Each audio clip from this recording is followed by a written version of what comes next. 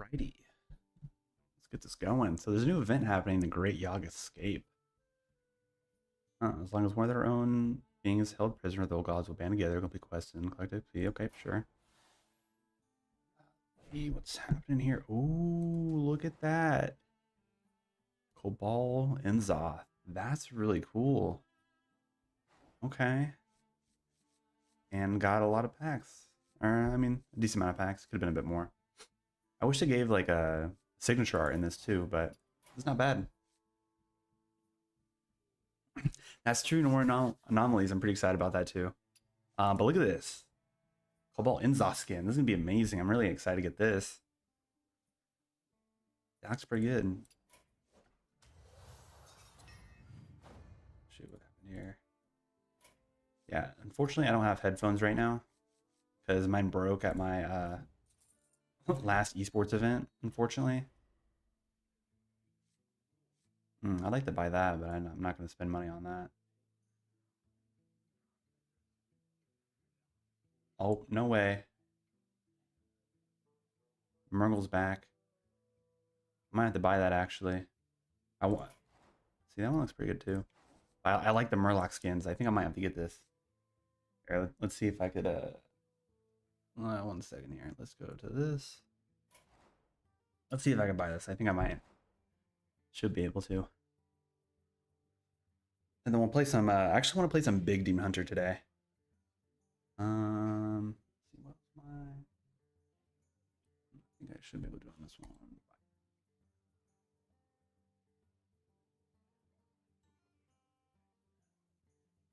Is all the sound all right? Oh, nope, not right. Okay, I'll just do it on this one. 1 second here.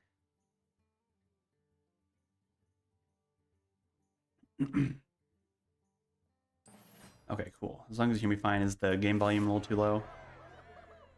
Okay.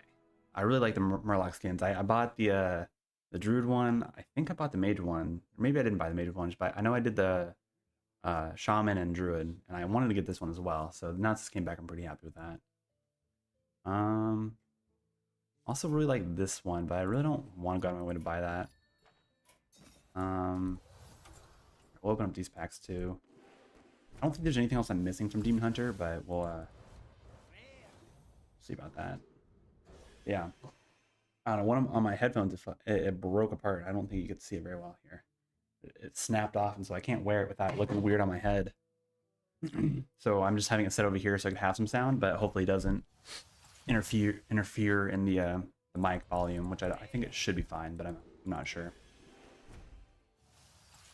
I guess I could change this to, is this all fine here? Do like that. Other relative dimensions, sure. I don't think there's anything I can get. Like, I think I have everything. Standard wise for Demon Hunter. There might be like an epic or something that's like really bad that I don't have, but I doubt that. Yeah, no, I got all dust from that. So. But yeah, let me double check actually. Demon Hunter. A lot of these I really don't like. I like that one quite a bit. Yeah, I'll go that one. Honestly, that one's not too bad. I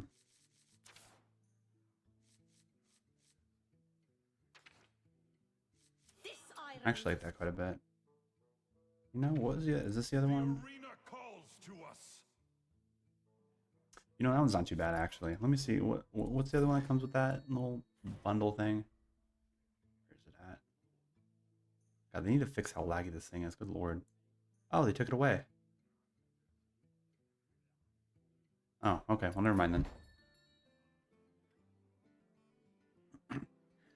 It wasn't intentional. I didn't break it because I was like mad or anything like that. I was taking it outside of my bag because we don't all play at the same set of computers, and so we like bounce around and stuff like that. And so I just have my like a string bag with my like my mouse and my headset in it because I like my headset a bit more than the ones that they provide.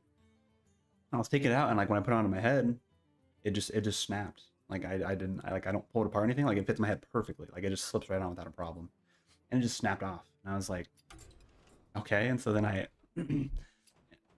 And so I had to like get one of my other friends' headset. So I could actually have sound when I was playing.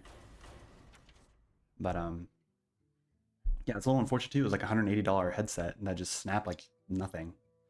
So just not gonna be rocking with one for a little bit, at least until I find something that's a bit better. I think I might have to go for like a wireless one or something and buy one of those. But I'm gonna have to save up a bit. You know, I was a little upset with that. I was like, really? And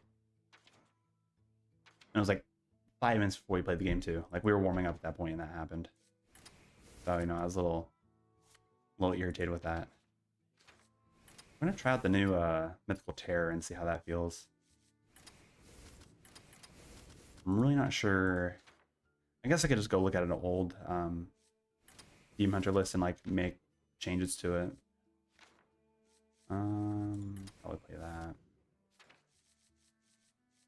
You know, Sigil of Time might be a little bit interesting in the Big Demon Hunter because you're gonna have a little bit more draw. Might actually add that in.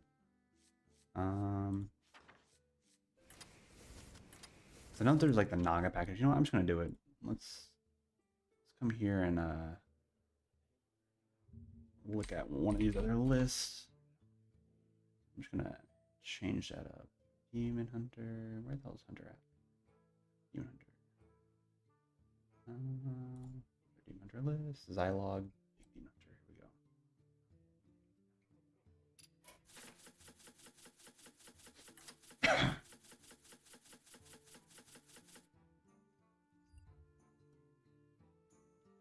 go. Okay, let's see here. I don't want to play this specific list.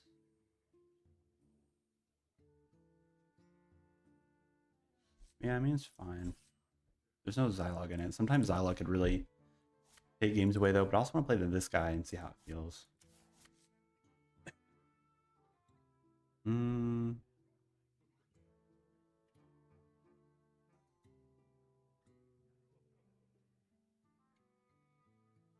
don't really know how I feel about Planted Evidence, to be honest. Maybe I'll have this. Maybe I do want a Sigil of Time, so maybe we'll add in like one copy of that, and then we'll add in like one Sigil of Time because I think Sigil of Time is pretty ridiculous. And I really don't think Runic Adornment's all that great, specifically for Big Demon Hunter, but it might be semi-decent, I guess. And we don't really need to dispose evidence. Like, really the only thing you'd need it for is to put back in a demon, but in reality, there's not too many. We'll try it out.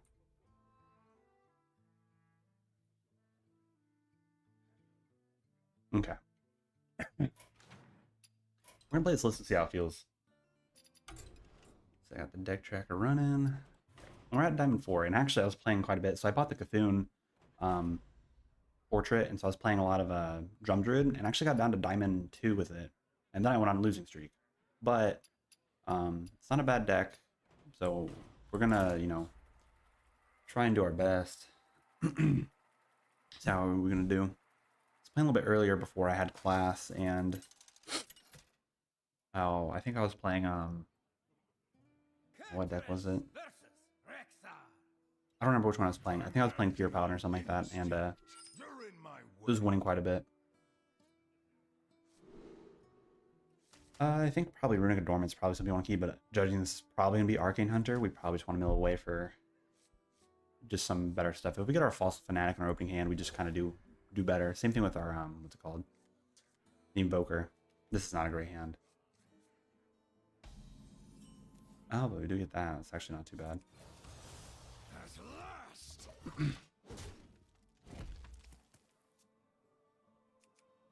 But I might just go ahead and play this and try and cycle back on these. I wish this drew a card. Like, I feel like it's bad. Like, sure, you get +3 attack for 0 mana, and you get to shelf something in your deck, which, I mean, in some instances is, like, really good, but I don't know, outside of that, it just doesn't feel all that great. I don't really feel like I want to trade into this, but I think we have to. If we play this, we're just going to play these next two, and we're going to play with one and, like, attack, and then we're just only going to draw one spell off of this, which is pretty irritating, I think.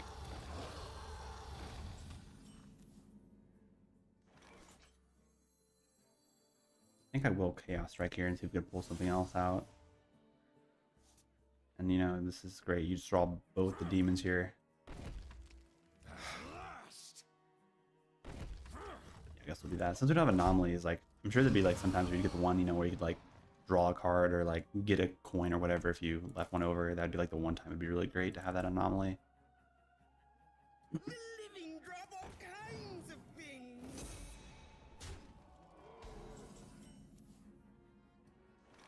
I just have such a poor hand. I guess I'm going to dump both of these down. I kind of want to keep that one, actually. I think we'll get rid of this. And we'll trade into this, even though we probably should just go face, but I don't want him to have some magical way to trade into both of these. So we'll do it like this, so we can at least draw 2 cards. And hopefully maybe get like an Arcanist and an Unleash Fel combo off. If he has a white board or something. But, I don't know. Let's see. Yeah, exactly. The deck is extremely frustrating when you don't open up like that. Oh, and he had double Ricochet shot with that too. This is unfortunate. At least we play double I-beam, so we at least have some HP restore in the deck. We're already at 11, and like we just couldn't do anything because he opened up this. I don't know why this card doesn't cost 2 mana to play this. Like the mech one that adds 3 mechs or whatever to your hand, that one costs 2 mana. Why is this one not 2 mana? Yeah, or at least make this cost 1 mana, but these cost 2 or something like that. Like, it just makes more sense in my opinion. The fact that they cost 1, you can drop down, you know, 3, 4 ones. A lot of decks don't even have enough, you know, board removal to even do that. And if you don't keep it in your opening hand, or you don't get in your opening hand, you just kind of lose from it. Okay, well, I mean, we're probably just gonna have to I-beam that and just, I mean, that'd be nice, but we don't even have any way of like, I wish it was considered a demon. This would be really nice if this was a demon. Is it wandering or something? Yeah, wandering monster. That's fine. Oh my god! Of course they have to high roll that too. The waveform? Are you kidding me? Oh, that's lovely.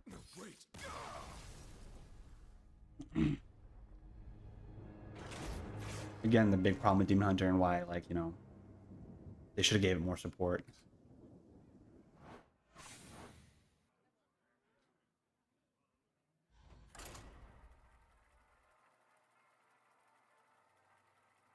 Yeah, I don't know. The deck is extremely mid sometimes. Like I don't see how people, you know, get like insane amount of wins. Like there's times when it wins, but I don't ever have more than a 50% win rate with Big Demon Hunter. But I wanted to try it out and have the one mystical terror in it and see how it feels. Like I get the idea to mystical terror, like allowing to hit it and like force it and attack into it, and you get like life from it. But like they could have made it a little bit cheaper, I think. Or if they're gonna make it cost 7 mana, they should have it like a little bit better stats. Death Knight. Might keep these 2 together because, well, not together, but like having the Arcanist, and if we just hop into top deck this, that'd be really lovely. Then this is a draw, and so if we don't get our again, we just keep on opening up really expensive stuff. I don't want the demons in my hand. It's not like we play too many. We play, what, 2, 4, 5 demons? And I guess that one's considered demon too, but we want this in our opening hand. We didn't see the Raging Fell Screamer at all last game. If we saw it, we might have had a chance, but it'd be that way. Oh, Runes of Darkness. Okay. Okay, that's actually really good to see. The only problem is if this was a demon, or it would be better if this was a demon because we could play this on 4. Cost 2 less, we could play this on 5. Like, that'd be pretty great. Oh yeah, the Crush Claw. Yeah, that's not a bad demon to, or Naga, I mean, to play in the deck. Maybe I play that over the Sigil of Time or something. I just think the Sigil of Time is pretty good just because, you know, you draw 3 cards. I don't think it's too bad. But yeah, we might have to actually add in the Crush Claw. Crush Claw Enforcer, I think is what it's called. So we could guarantee the pull off of the Invoker. We'll probably have to like add that in. Probably take out Runic Adornment, because I really don't think you need it in the deck. Like, there are times, you know, when you can get lucky and get like, what, multiple copies of Unleash Fel and Chaos Strike, and it feels fine, but like outside of that, it's just meh. See, turn 3. Everything here. This goes down to 5. What if we... It doesn't really matter if we coin this out. It doesn't really do anything. We'll just pass and do this. I'm assuming this is a rainbow deck. you see rainbow decks here and there. So we might play a rainbow deck today. I'm feeling a little bit more like not playing meta and just having some fun with it. We might play some rainbow Death Knight and see how it is.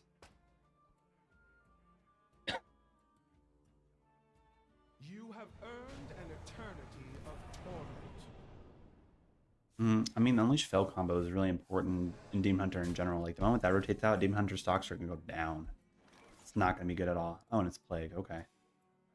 Oh, but it's a double green, one red. Oh, wait, no. I guess the rainbow could play the Plague stuff because a lot of it's just single rune. I guess that's not terrible, actually. But this will be at 5 mana. We can play this down next turn, and it's probably going to feel not too bad. I do really like the artwork for this. I think this is a cool card. I just think the stat line and just what it does is a little weak. But the art for it's amazing. Oh, the Banshee. That's pretty annoying, actually. We don't even kill that, unfortunately. I guess we can. It forces everything to attack into it, so I guess we could do that. And I'll take Unleash Fell.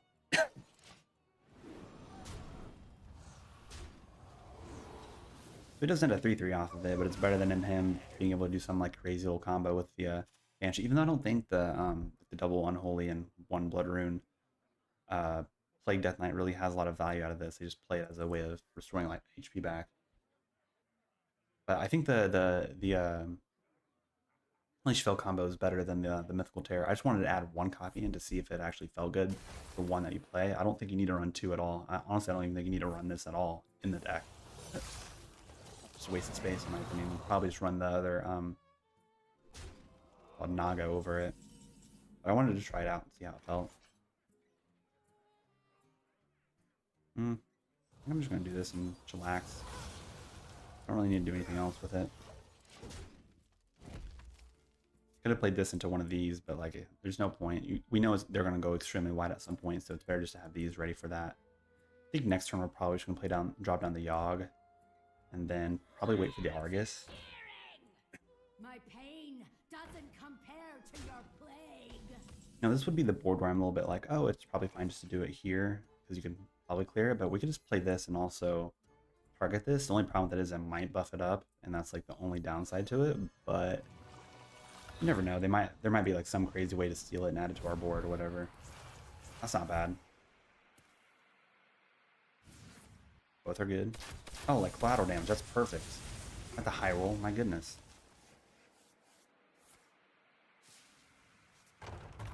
Okay. I guess we could play this as well and cycle in something. I don't really care about the Immolation Aura. Then we'll just go face. That was pretty lucky though. That RNG was insane. Also, I mean, having an 11/11 Nylon and a 7/11 Argus is crazy. They might play the Argus here, and we could go for the reduce the cost of stuff in our hand, or we're just gonna play it and pick the 2 guys on each side of it, whatever that ability is called. I guess I could tell you. It's like Argine something, whatever it's called. Make no mistakes. Oh, that's pretty good for me to get that. At least you know, got 3 things that didn't do anything, which is pretty big for us, I think. Yeah, let's go ahead and do this. See, that's not going to take it out. And judging that he's playing the red version, he probably has Obliterate in the deck. I like this because this makes it cheaper. It makes everything here cheaper. I wish this didn't... I wish it was just your hand in general. I think this card... I think Argus would be a little bit better. Or maybe discover something. I'm assuming this is only going to stick on the board for 1 turn, so I'm just going to do the thing that would give me the most value, which would be doing this. We'll play this, tap, and we'll pull out a spell. Fine. Let's go ahead and play this as well.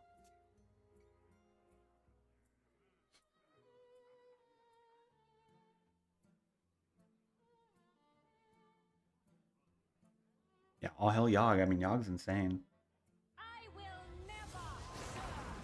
Roll it. That's crazy. Such splendor. That's also a really nice golden. I don't think I've actually like seen anyone have a golden one of these, or if I have, it's not very often. I mean, I'm fine with that, honestly. It's not completely terrible. We could just drop this down and go for Unleash Fell, and then we could go for Immolate Aura, and that probably removes everything if I had to make a guess. Or we could go this into this first and then play security and then go into that. But this board really is not threatening at all. Or if we want to really try and high roll, we can do this and try and hit a brawl. Honestly, I'm not too upset to try and do that first. So let's do this first and see what happens.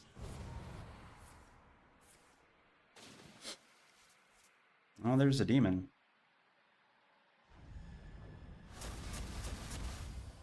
That's big. Hit that twice. Sure.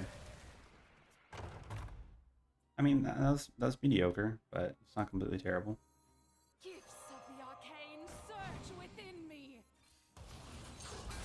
You know, could drop down the Zilog and call it good. I mean, the odds of that hitting it is pretty high, so I'm just gonna do that.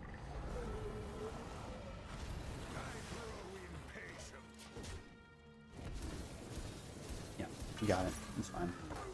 Yeah, I don't think this guy's coming back from it. Like, I think Plague Death Knight's not terrible right now. I think the Frost version is a little bit better than the one that has the blood into it. Blood stuff's a little bit more slower than what you want it, the deck to be. I mean, the Dead's really good for him. Wow.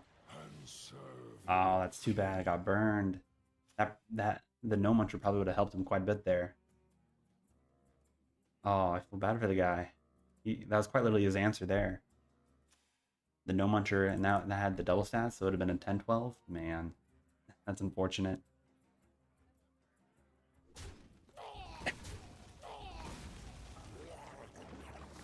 Oh, he got Gigafin. I guess that don't really matter though. My pain doesn't compare to your If we top deck another what's it called, Arcanist, we actually just get our stuff back. But I don't think we need to. I think we probably should get lethal. Oh, that's not good. That's not good either. Why are you why are you okay? Let's see, how does what after this survives? Damage to that many to that. So if we do this, this leaves it at 2, right? 2. That's cool. This is such a good demon with what it could do, especially if it's buffed. If it's buffed, that's crazy. Wait, why didn't I kill him? Oh, are you kidding me? He drew the plague off of that. Didn't I? He was at 2, right? I'm not mistaken. Yeah, 4 to 2. Oh, so it happens beforehand. Okay, well that's my mistake. But I mean, if he trades into it and he just dies too, so that's the problem. He has to trade here for it not to kill him. And we have this too to follow up. That's so unfortunate. He drew the blood plague right there. If he didn't draw it, we would have won. It's actually really dumb. I can't believe I was that lucky with that. But there's no way he deals 21 damage to us. Oh my god. If he didn't draw that, we would have won that game. Blood plague off that. That's so stupid. I guess I could have went. I guess I didn't draw these the turn prior, so.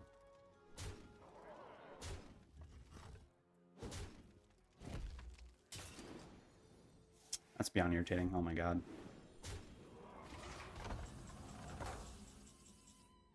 Why are we drawing them now? My goodness. Okay, I'm gonna play both of these first so I could get some HP back, and then we're gonna do this and see what happens.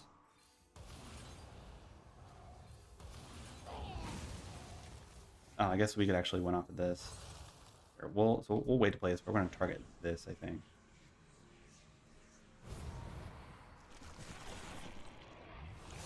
Okay, that's fine. I guess we get some armor back. It's not completely terrible. Okay, if this pulls the Inquisitor, we just win. Cool. Okay, so that was like prolonged winning there, but my goodness. That Blood Plague drawing it off of the Chaos Strike is actually crazy. Oh, we got this level 50. Cool.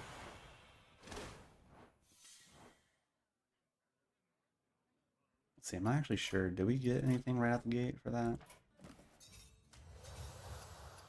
This thing right here. 100. Okay, we don't even get enough. That's lame. Do we actually... We don't have to wait that many days, right? We can just go right into all these right out the gate, right?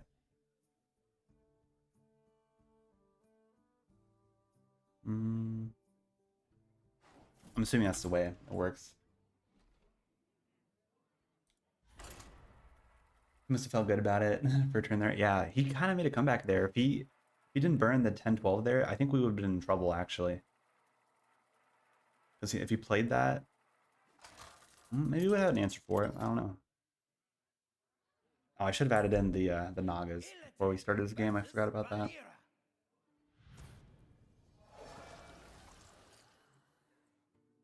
Wait, this guy's playing Cho'Gall in the deck? In this rogue deck? What's happening? Both players start with 2 copies in their hands. Okay, sure. Yeah, I'm gonna keep the Arcanist no matter what. If we don't keep that, it just feels bad, especially if you don't have any wave. Like yeah, okay, we're set. We actually had the Invoker. We opened it up. That's pretty good. Not bad. Okay. I mean, both these aren't bad. I like the Bone Spike quite a bit actually. There might be some way we could cheat this out on like a turn, like turn 4 or something. I guess we'd have to wait because it has to be played on this turn, so it's a bit of a downside. I guess I'll poke into it. It's fine. But a rogue player playing Cho'Gall is kind of interesting. I'm assuming it's just, you know, the Yogg rogue. Yeah, okay. Got the golden tendrils. Okay.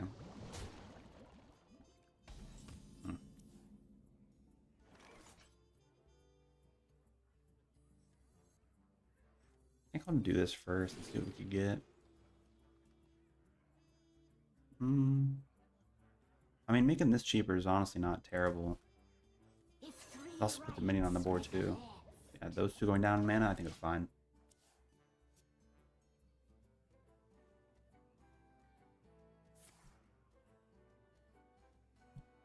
Okay.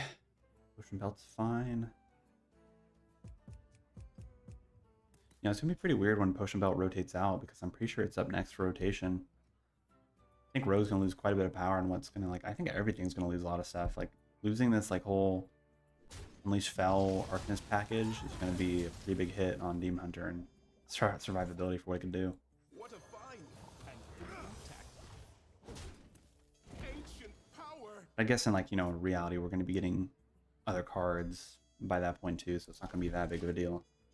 But I definitely think the meta is going to change quite a bit. Bone Spike? Sure.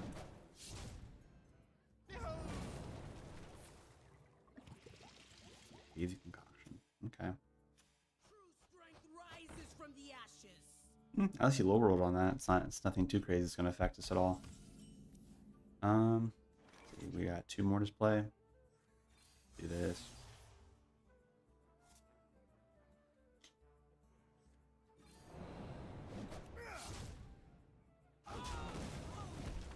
Fortunately, it's going to go away, but we at least have this ready for next turn because we could coin this out and we'll just get a demon pulled out. And, you know, it's what? Have a chance of having this hit or any of these, so it can't be too terrible. And prison, sure. Let me coin that out. Visitor is not terrible. We are going to trade here because it's just a better thing to do. But he probably has he probably could have another Bone Spike or even has the other 2-cost 1 that deals 3 damage and combos off and adds a tendril, so it's fine if he does this. Oh, don't tell me. Okay, good. I was gonna say, I'm like, if that got there, it'd be irritating, but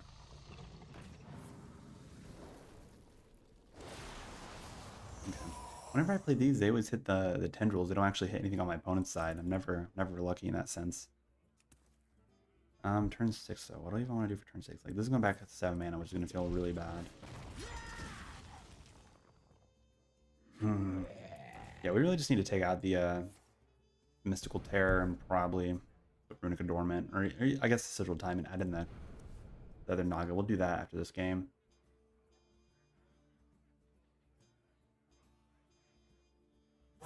Choose soon.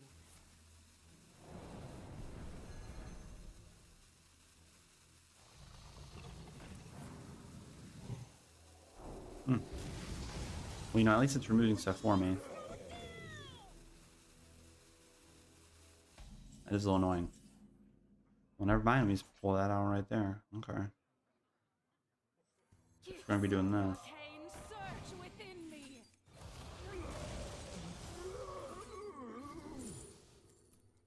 Honestly, I like Deal with the Devil. It's HP and it also sums up some bodies, so it's not terrible. I think we're gonna drop down the Argus next turn and go for the -2 on everything in our hand, so we could have some value out of everything that we're playing. It's gonna feel a little bit better, I think.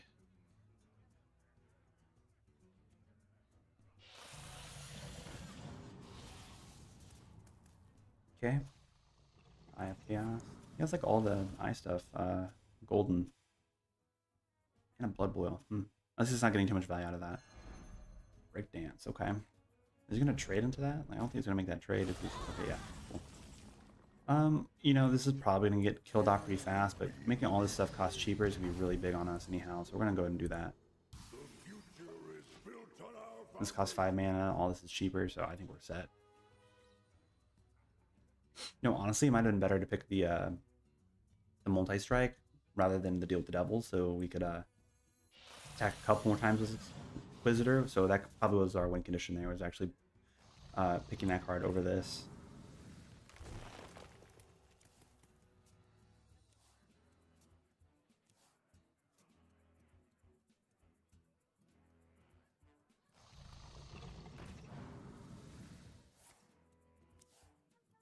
Oh, we got the Krakatoa. I mean, he's gonna get one hit into that. It's not terrible. I guess he could hit there as well. Okay, he is able to kill it. That's fine. Yeah, it is a pretty big boost. I do like it that it reduced costs. Like, I don't think a lot of people were like thinking about that when it comes to the Emerald Star guy. But you know, the problem is that Argus still costs 7 mana, and all your big demons cost a little bit more than that too. So it just kind of, you know, pushes aside a bit.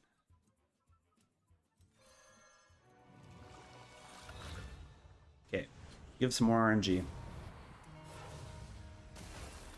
Wow, those are all extremely bad. My goodness.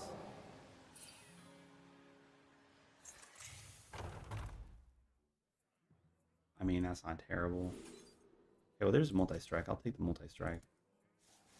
I guess we should have played this first. That might have cost us a game, actually.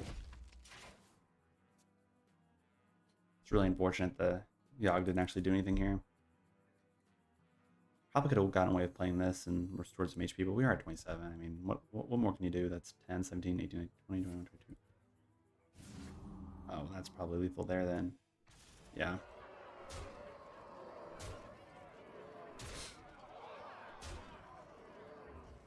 The tendrils like actually changed the game for him there, getting everything he got. Can't believe the Yogg played those cards though, like that was pretty bad.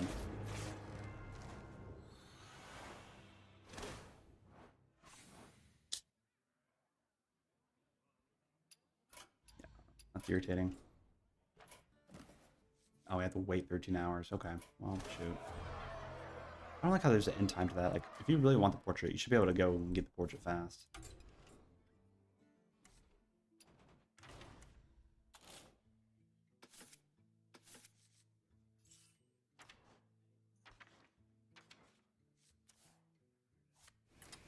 Yeah, I'll play 2 of those. Take out the Runic actually, and we'll play Abyssal Depth, so it guarantees to draw at least, you know, the Arcanist or the Enforcer when we want it, or even the Fanatic. Probably a little bit better, honestly. We'll do it like that.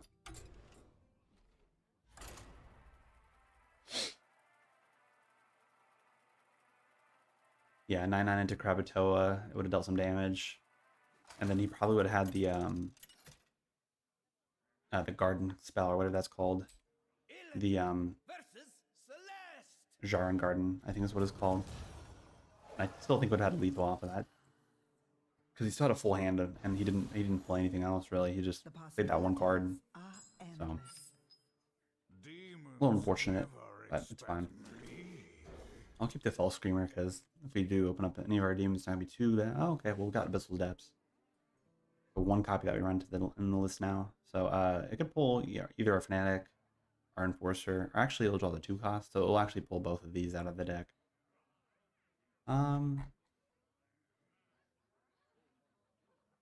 Yeah, I guess it's fine.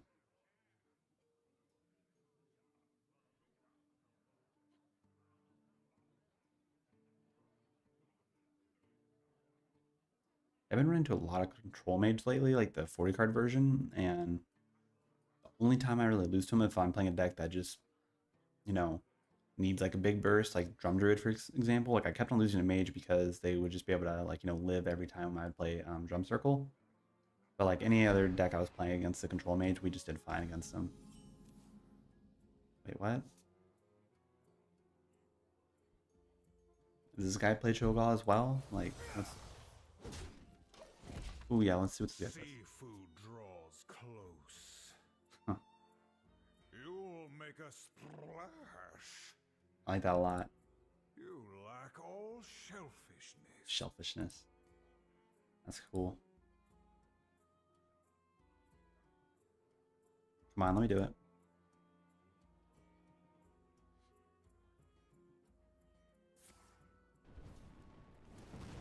Okay, it's not that. It's probably just a basic Sith Mage.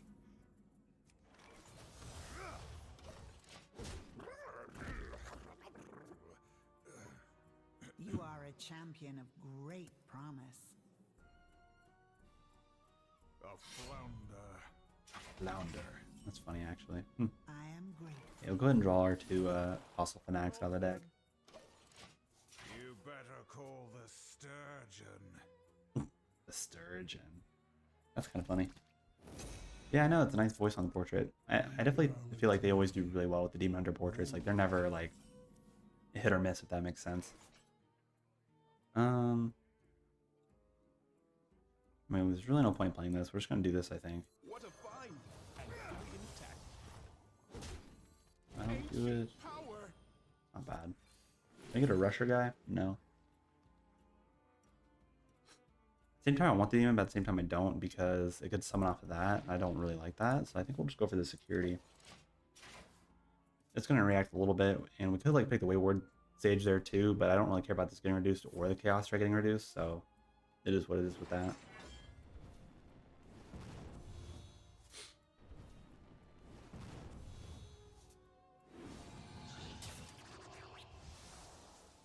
Okay, I mean...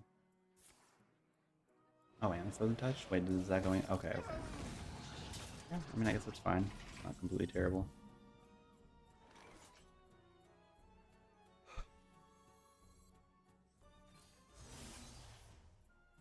It's not bad either. What a find! And fully intact. Go ahead and do that. Ancient power! Yep, that's fine. This really is not all that great of a hand. I mean, we're gonna have to play this on 7 and probably go for the... What is it called? The Argonite Army or whatever. Yeah, Argonite Army.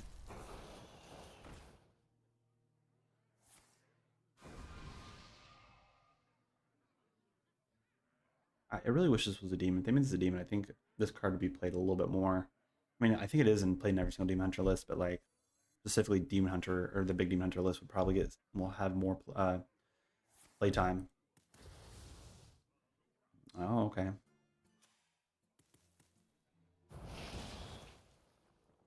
Fine.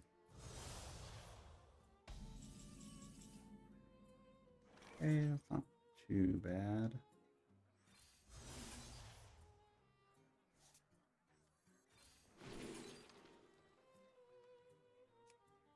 Actually, I'll do this. Can't actually play it. That's ridiculous. Yeah, we're gonna trade into this. It's probably not that good to trade into it, but we'll deal with it. We'll deal with it. It's fine. If this sticks on the board, we can at least like net some lifesteal off of it if we're lucky enough.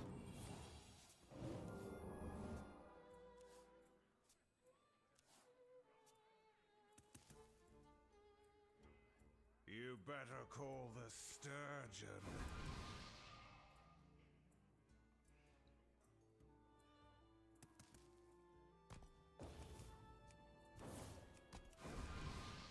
Okay. Starting to draw a lot of cards now. I don't know if we actually win this matchup though. Like we're just not doing too hot. Especially this being in effect kind of makes it a little bit harder.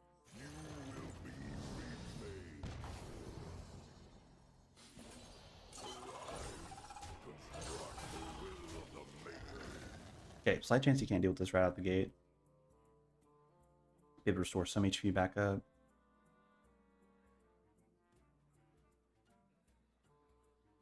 And this always summons on the right side of it too, so we could always like play the rush over here, like this guy over here, he'll get the rush effect, and summon up the big demon on the lifesteal side. Oh, he's gonna steal it. That's annoying. I mean, I don't think he really nets too much value off of it. I mean, he can make his stuff cost a little bit cheaper.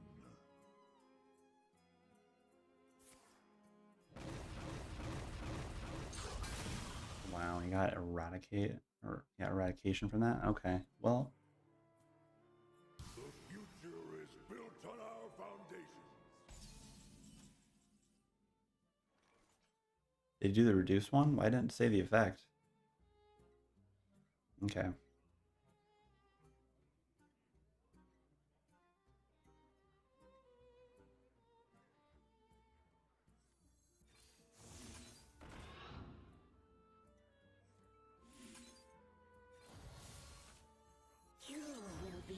I don't know, we'll see what we can pull off of it.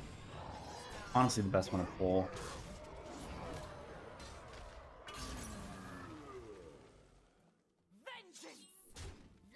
We do it this way, so at least not everything dies here. If he does do the, you know, attack twice thing. And both of these will die. There's a chance it'll be a 50-50 that we could pull off another Nylon off of this, which probably isn't terrible, since we do have both right here. Or we just lose because he has to sit that reduce the cost. Okay, so it did work. That is unfortunate. I don't know what we could have done differently there. We didn't really draw any of our early stuff. Like we weren't able to cheat him out as fast. So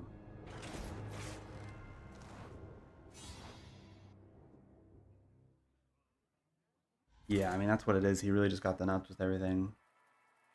We're just kind of just passively playing. We weren't actually able to do anything more with it. So that's always the problem with a deck like this. It just kind of stops what it's doing.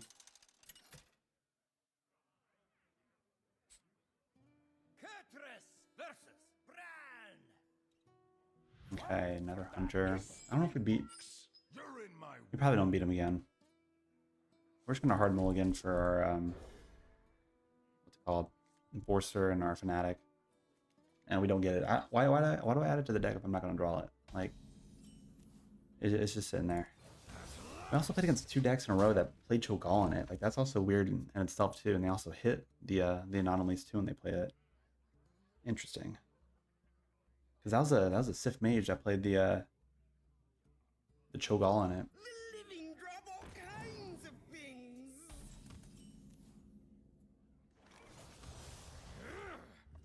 Okay, well at least we could wait a turn for the big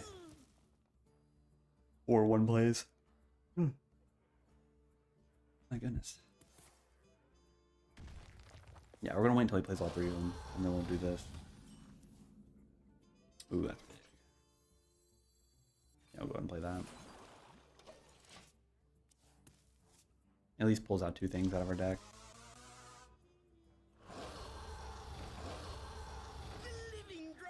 Cool, cool. That's perfectly fine. I think we'll play this. Ooh, and we get the Invoker too. Not bad, not bad. Ancient power. 2 more.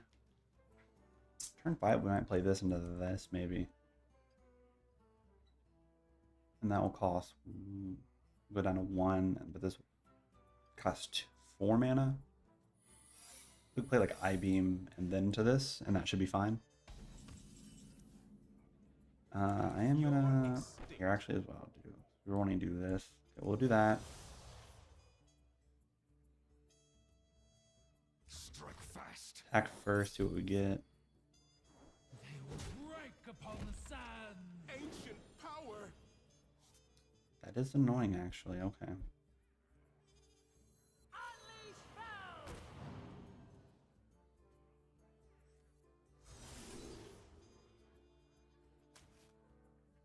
You're extinct. Okay. In meeting, that's fine.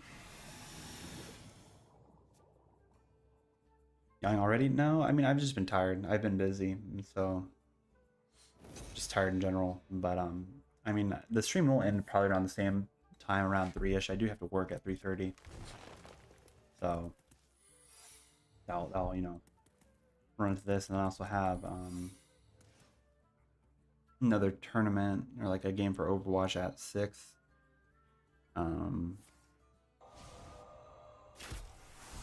Yeah. Then after, I'm probably gonna play the Pokemon DLC for fun.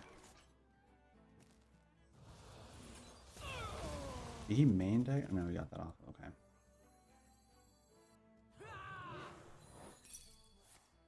Okay, bait and switch. Do that. Not terrible. That 6 damage is big.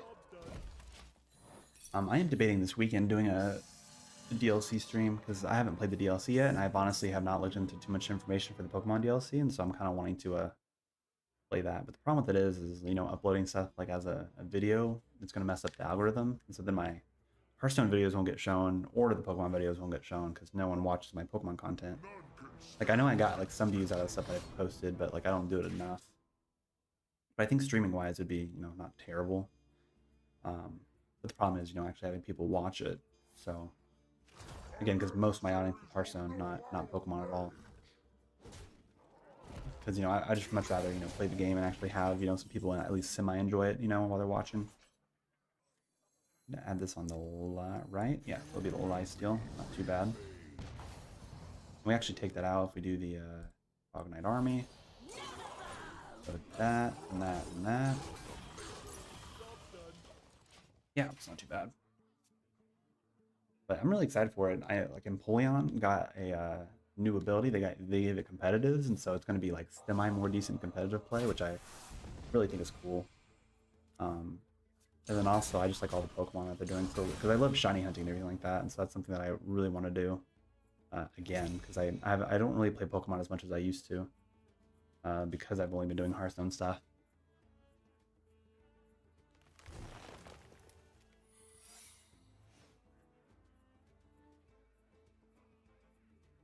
But I'm thinking sometime this weekend, I think I'll start doing like a variety stream on the weekends and stuff like that. We'll play like Overwatch or do some Pokemon, so I can, you know, show a bit of both and what I like to do.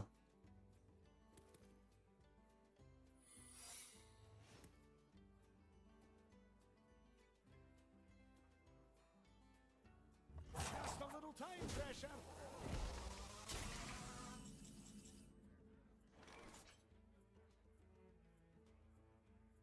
You know, this summons up the Nylon if I play it right now. Can't be too bad. Cards. Discover a Death Rattle. I mean, that's not too bad. Graced with my craftsmanship. Never bound! Sums up on that side. You know, it'll have a taunt. I don't know how does the immune effect work when it hits? Does the Nylon? I don't know. We could try that out actually. If he trades there, I don't know if he actually takes the damage, but we'll see. I should have tapped here. That was my bad. I see. It's a new 151 set release for like the cards. I think the new 51 set is actually released. I could double check that actually. Sharp arrow. Sharper aim. Yeah, you could buy it right now. So they have like a little. Oh, they have a binder that's $30. That's insane.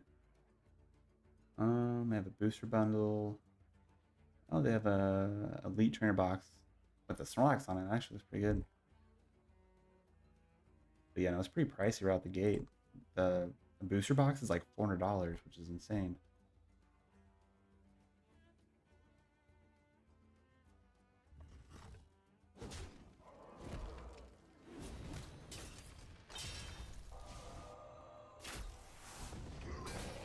Most valuable cards out of the set. Let's see here. Ooh, they got 4 of the Blastoise. That looks pretty good. The Mewtwo. Master Ball foil. $70. They have a Master Ball Eevee one. That's $72. Good lord. Stone Legion, to me! Hey, we're getting that HP back. Then they have a full art Zapdos, or EX Zapdos, $86. Erica's Invitation with Master Ball Foil is $130. Gengar with Master Ball Foil is $150. Then they have another Charizard EX, which they always print Charizard stuff, $160. Ooh, and they have the full arts for the Charmander, and that's cool. Mew EX is $177. Then the Pikachu with Master Ball Foil is $308. That's crazy.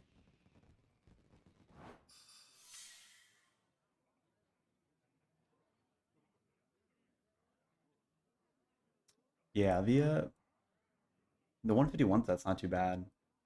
I don't know how it is going to be like competitive wise, but those are like the most expensive cards from the set. But here, I'll pull this out so you can see them. I don't actually think I'll invest in this set at all. Let's see. Yeah, $308. That's crazy for just this card. It's not like it's gonna be playable. Like I know Erica's Invitations is gonna be playable, but the full art one is nearly $300, which is crazy. Um, yeah, this is the complete guide. Is Charizard even good here? Discard 3 energies from this. Damage around 600. Okay, so Brave Wing's gonna be pretty good. Is this gonna be good at all? Once per turn. Once during your turn, if this Pokemon is inactive, you may heal 60 from one of your Pokemon. I guess that's okay.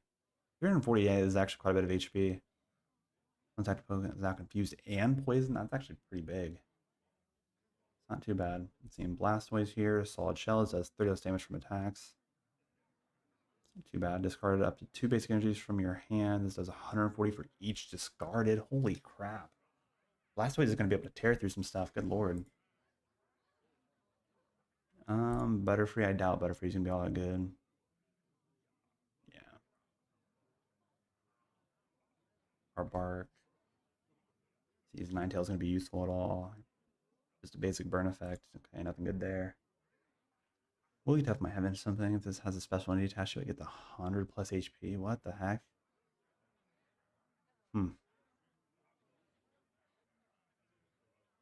No, Wigglytuff might be actually kind of competitive. Has any special attached, it goes up from 250 to 350. That's kind of big. I like that should be effective like Snorlax or something.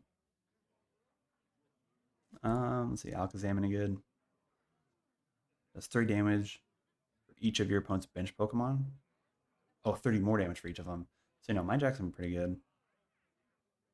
Oh, Dimensional Hand. This attack can be used even if this Pokemon is on the bench. That's a big effect. Yeah, I know. Well, I mean, also, I mean, I think when they first released this, I don't think they're really focused on the fact that it could be like an actual like tournament based like card game. I think they're just printing it just to print it. This Pokemon be knocked out by damage. Flip heads, knocked out. Oh, remaining damage becomes 10. Hmm. Discard the top 2 of your Pokemon of your opponent's deck. That's kind of good. It's not too bad. It is really small though, so this probably won't be played at all. Golem EX, dynamic roll. During your next turn, attack used by this Pokemon, do 120 more damage to your opponent's active. Huh. Attack is affected by resistance. Okay, I mean, that's kind of an interesting effect, but I don't think it's going to be too impactful. Honestly, I feel like the Venusaur is going to be kind of good.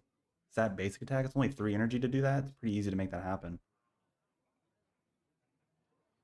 If this Pokemon's in an attack spot and is damaged by an opponent's attack, put 3 damage counters on your opponent's attacking Pokemon. That's pretty good. And it's a basic one, so you don't even have to play the little guy, the Tyrogue, I think is what it's called.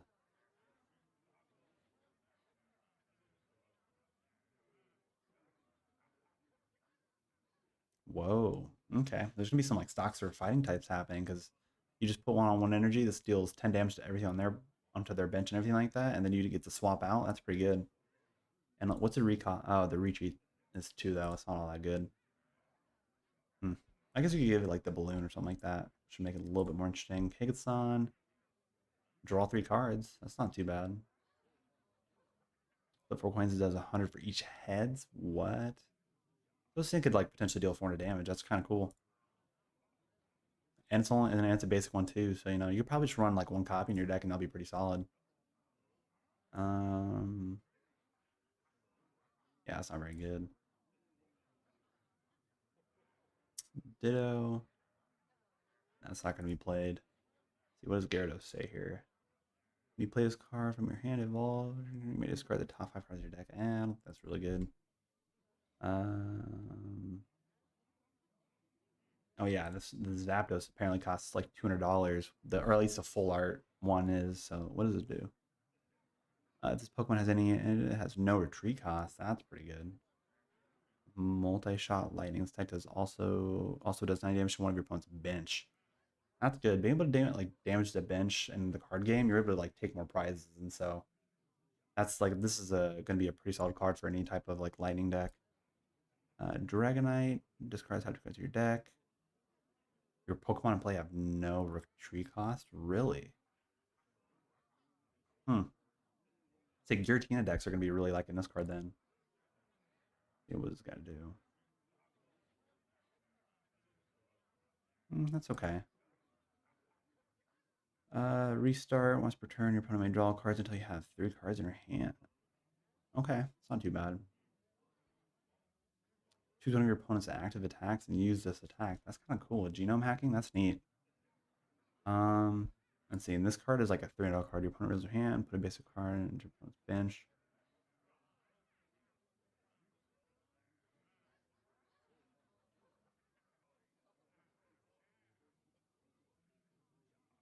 Oh, okay, so it's like an active swapper one. Okay, I can see why that could be pretty good. Okay, now here's the thing, the reason why, that's so expensive. I mean, look how good this art is. Look at that Bulbasaur. And I saw this art and I was like, wow, I really like this one. I might buy this set just so I could try and get a full art for Charmander. I mean, look how cool that is. Even though I think the Charmeleon one's actually kind of bad, but like, I would definitely buy a playset of those just to play it in there. I mean, I do have my Charizard EX right here, my gold foil one that I opened. I could play a Charmander deck or a Charizard deck, technically speaking. But it's pretty good. And even I really like the Squirtle one too. They're all pretty good. The Nidoking looks pretty dope as well. Like the full arts are really good in the set. Look at that. The Poliwhirl, that's adorable. The Psyduck is kind of okay. Look at that. Pikachu and Growlithe in there as well. Jigglypuff. Yeah, the Machoke's pretty good. The Dragonair full art's pretty good as well. Look at there. And yeah, so these are the ones. So these are the yeah, the art is amazing. I think so. This is considered the full art, and then I think the ones that we're looking at that were really expensive, those were the what do they call it? The signature arts or whatever it's called. No, that's not signature. Yeah, illustrator art. That's what it is. It's not Hearthstone here. Illustrator arts. So these are the full arts, and these ones can be pretty pricey. They're all kind of mediocre. I don't think the full arts are kind of insane. I mean, they're not bad. I like the.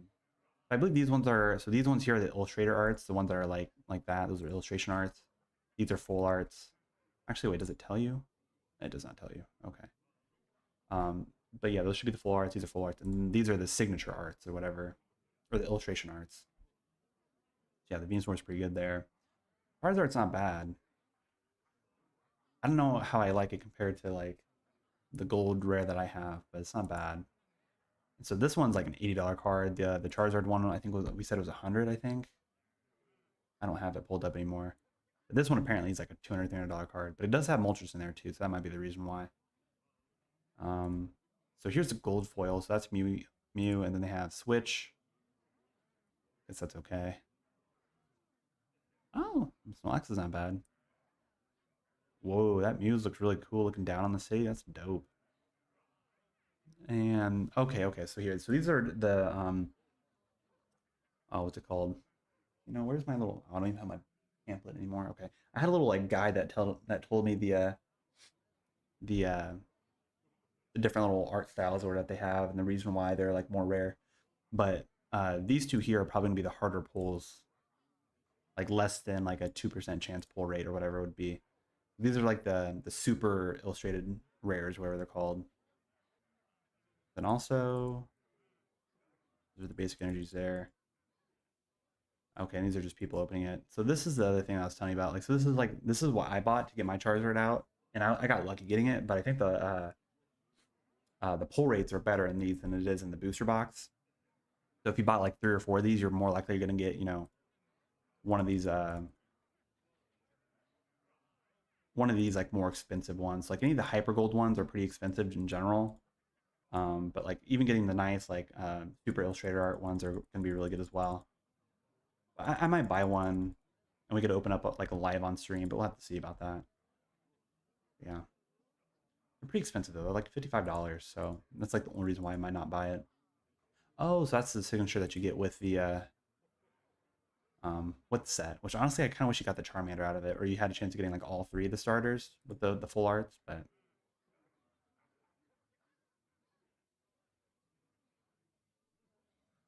yeah, so illustration rares. Oh, the Demigod English pack, similar to Japanese sets. Some rare booster packs will feature illustration rares of the Venusaur X and Blastoise, so it's possible to get 3 secret rares in 1 pack. So there's your like plus side to reason why you want to buy it. Yeah, the energies do look pretty good. These cards will be placed in 2 reverse holo slots. Hmm.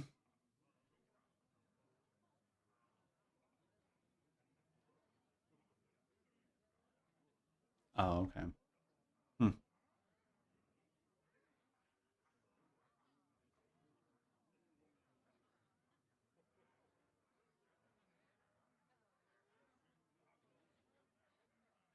I guess that's a pretty good art for Snorlax. I like Snorlax quite a bit actually.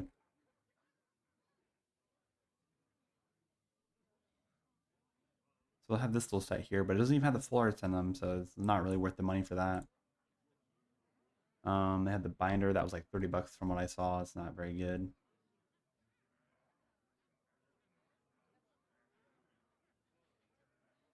And this thing will have 6 packs in it. I don't think that's very good. You'll probably just want to buy one of these. 16 packs, though? I don't think that's very good. Yeah, these are the rare pulls there. So normally they have like a booster box, and that's like 36 packs or something. But if I had to make a guess, I think Alakazam's going to be pretty good, and the Zapdos stuff. Oh, they're going to be doing a Zapdos one. Okay. $22, it's not bad, though, to guarantee a Zapdos. That's not terrible. Um, hmm. So store giveaways are not very impressive there. Um, I mean, it's not terrible. You know, now that I think about it, I think if I guess we could check it. If it's out now, I think on the actual online game it's probably out. But you know, we could play some Pokemon if you guys are interested in playing Pokemon.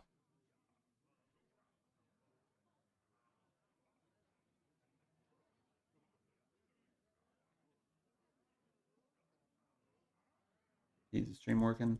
Something wrong with it? Oh no, I just want to be weird on my end. Okay.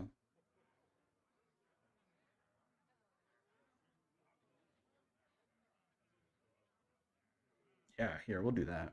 Go to here. I actually haven't played it in like a week now or something like that, but here I'll load it up and we'll kind of show you the rundown for it. I don't have all the cards in it because I haven't played online very long, but yep, has an update. So let's see, we'll update it right now.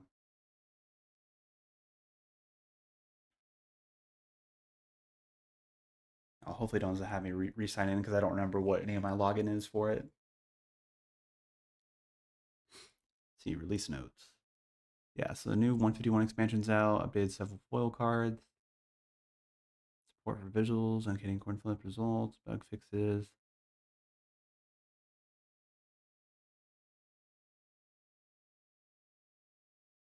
Okay, that's cool. Some semi-decent bug patches happening too.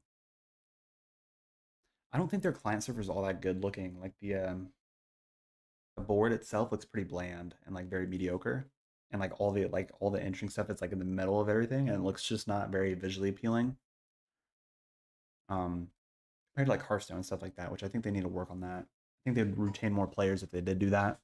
But the only reason why you guys should play it is because they basically give you all the good stuff right out the gate. They give you like playable decks, and you can just start playing right out the gate. You don't have to spend any money or do anything like that to collect it.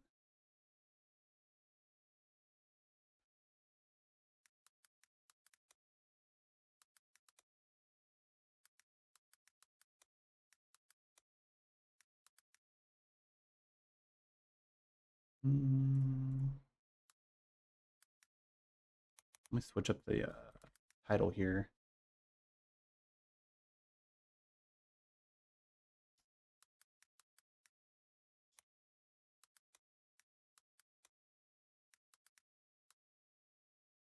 Switch up the game that we're playing.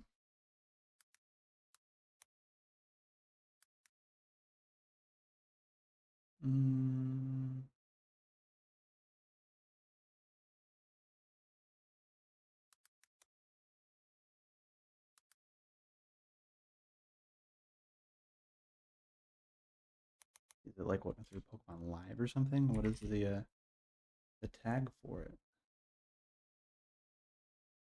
Am I just dumb and I can't see what it says for that? Hmm.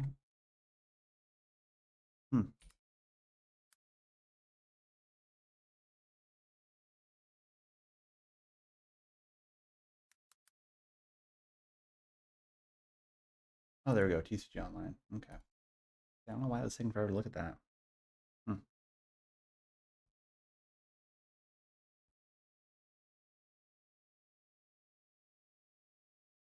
Go here.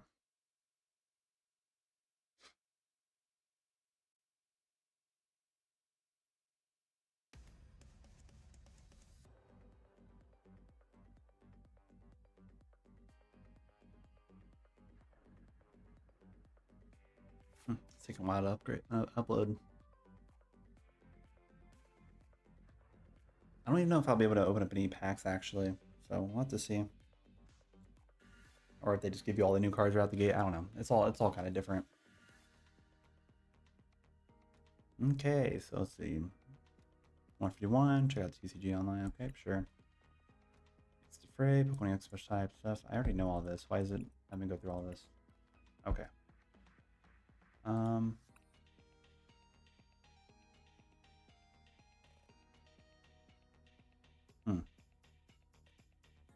Dream Battle Pass.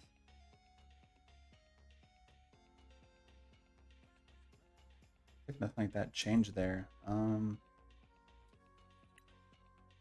I guess here, maybe check here. Does it have anything for this? No. Okay.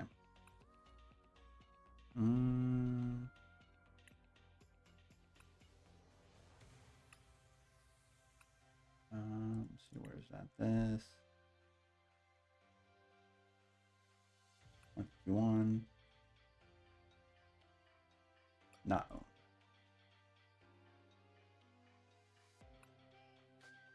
Okay, so I mean these are all the cards for, which is not too bad. See, does this have like a so it does have an alternate art there for it, okay.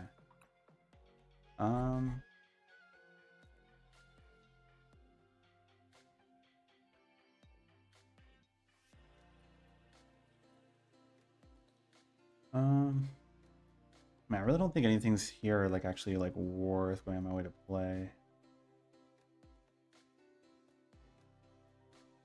I guess like the Alakazam would be pretty good to play.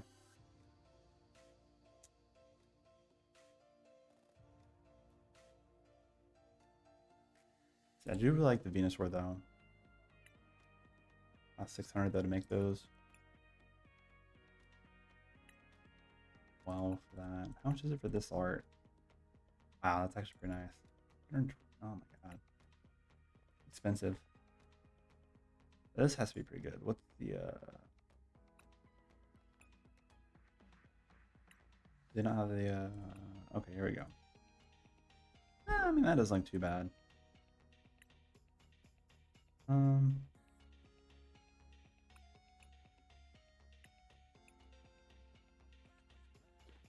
don't know. Let's see. Yeah, oh, here we go. is this a new deck? What is this deck? Oh, it's a clavicle deck. Yeah, no, I don't care about that.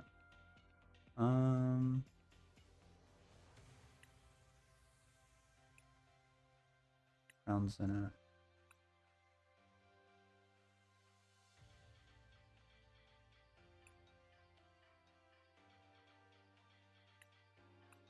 I mean, they don't even have any of the new stuff here. How are we supposed to get any of the new stuff if we can't?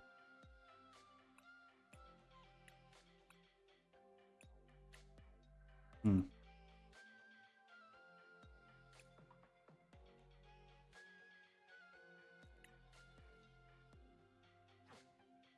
Oh, here we go.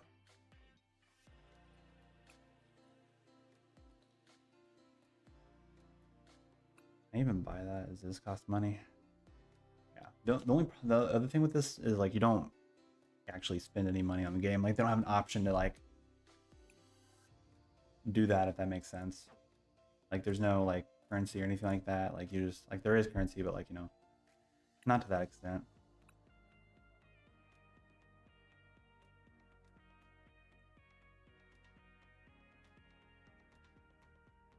Oh, here, I guess I'll go look at the drop rates and see what the chances are.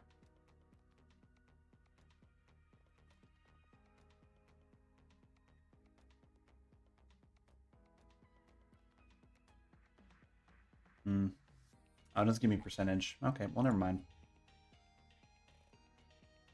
But we might save up some of the crystals so we could actually buy some of these packs.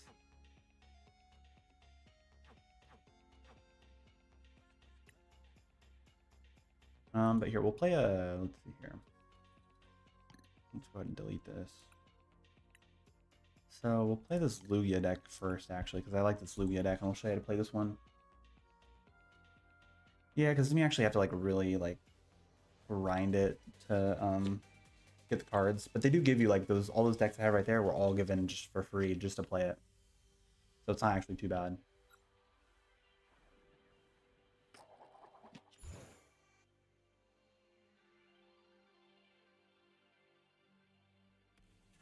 I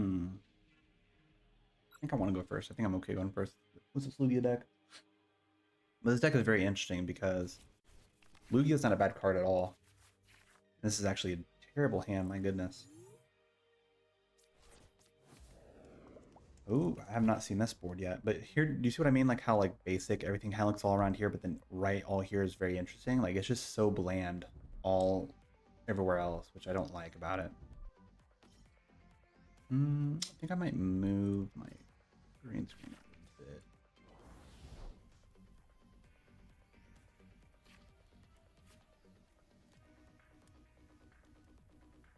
Yeah, that looks better there, I guess. Is that any better? Maybe I should drop down a bit.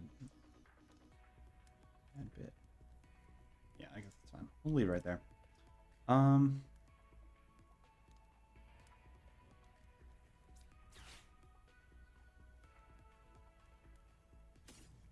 Honestly, we kind of need that though. The double turbo energy. Okay, we're just gonna discard both these. It's not good, but we're gonna need to do that. Put a Lugia V into our deck or into our hand.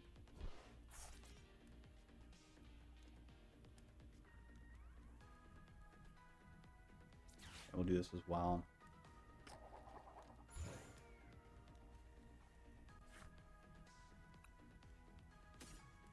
The idea of the deck is to drop both of our Archeops into the deck.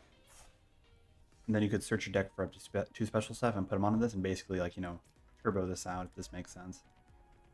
It's not a bad effect at all, but it looks like we're going up against, like, maybe a Charizard deck or something. Which Charizard is, like, by far one of the best ones. Yeah, I guess it does make more sense. That's more geared towards younger people. The game's complicated, though. Like, you have to, like, really sit there and read all the cards and everything like that.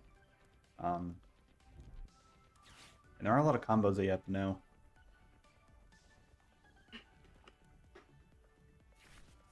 If you don't do it, then at that point you're just sitting there wasting time. Playing cards and not doing anything. But it also does matter what you open up. So if we didn't open up well, like getting this here is not great. But the whole idea with this, discard a card from hand if you do draw 3 cards. We discard this to the bottom of our deck, we'll draw 3. Or not the bottom of the deck, but into the graveyard. And then when we upgrade our Lugia to V-Star, it has a the V-Star ability will summon up 2 basic or 2 already evolved Pokemon from the deck, and it would be this. But this is actually a little bit better with this. But we're gonna drop this here, and let's see, what do we want to do with this? And I don't want to draw them cards. We'll do this. We'll discard our hand, so we actually put this in our deck, which is actually good for us. And then Luminion V is really good because it's its ability. You get to search your deck for a supporter. So go ahead and play that. I'll activate this ability. I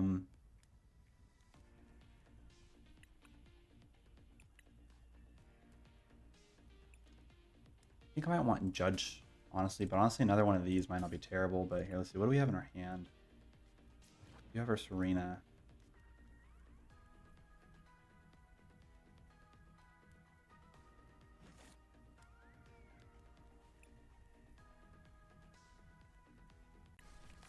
We might need to actually play this again.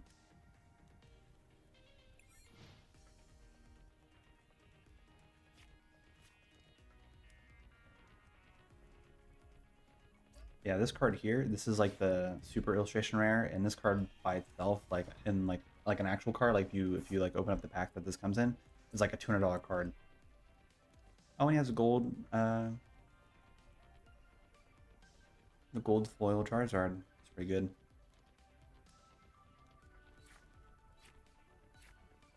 Yeah, this is the reason why Charizard is really insane. Is the Infernal Rain ability. It's able to put basic energies on everything, and then the more prizes that we took for them, the more damage it deals. So it's a bit unfortunate. Why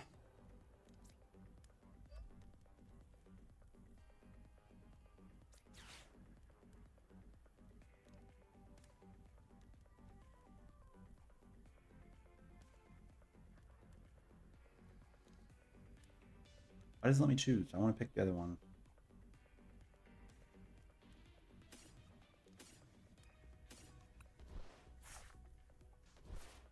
I also do run a small little Charizard package in my deck as well. Yeah. That was kind of a wasted turn. Should just jam the Professor's thing right out the gate. Sure, that's fine. I don't think we're going to win this. Like, we had a very slow start.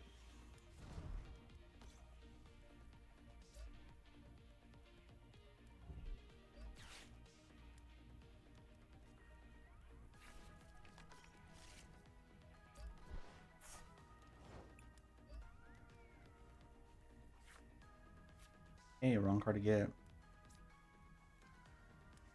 Just going to discard that and draw some more stuff. And not get anything I need, my goodness.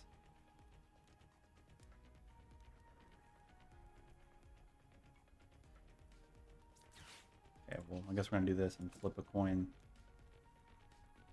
We need our V-Star, so that's the thing that we're gonna try and get here. There we go. Oh wait, do we even have it? What? It's in our prize. That's so unfortunate. We don't even get our thing because it's in our prizes. That's stupid.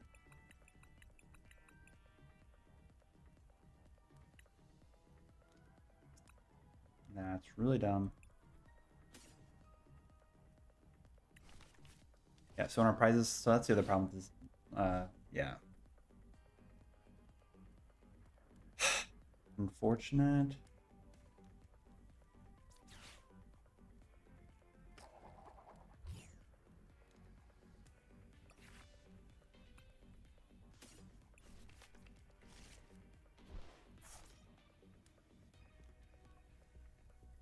We just lose at that point. Like we don't have any other answer here. Really, what we need to do is for him to knock this out.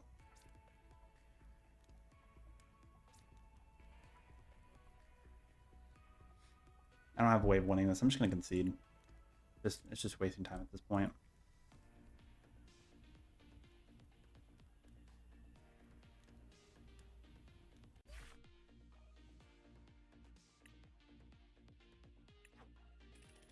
Yeah, I know, that's irritating.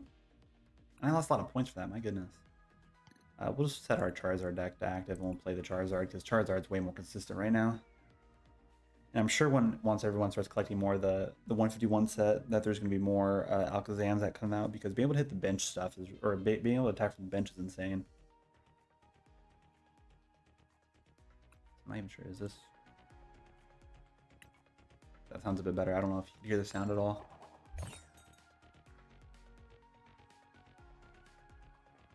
Oh, we'll go second. And I really don't think that there's that big of an advantage to it in Pokemon compared to like Yu-Gi-Oh! Or any other card game, really. That's bad. Why do we keep on getting so bad, like terrible hands? Like, we don't want that at all. Extremely bad. This might be a Chin-Pao deck. We should be fine against it, though.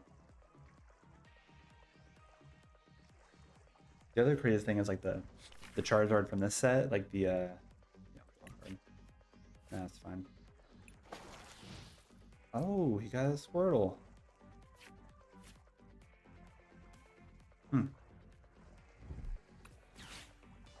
Battle VIP, that's actually a good opener. Okay. I guess it is good that we have our Battle VIP too, because we could put two basic Pokemon into our side of the full. Oh, okay, so he's playing Palkia with the turtles in it. Oh, double, okay.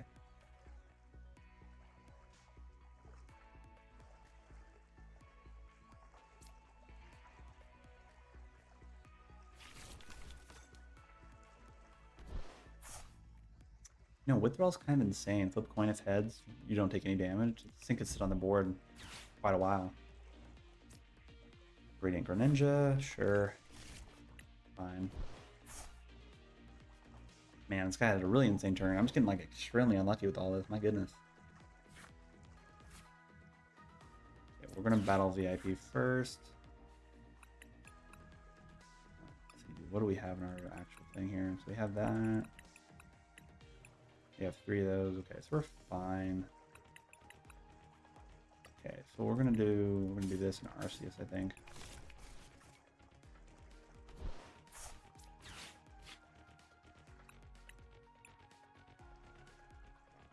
Actually, no. We'll do the level ball. We'll do these 3 here.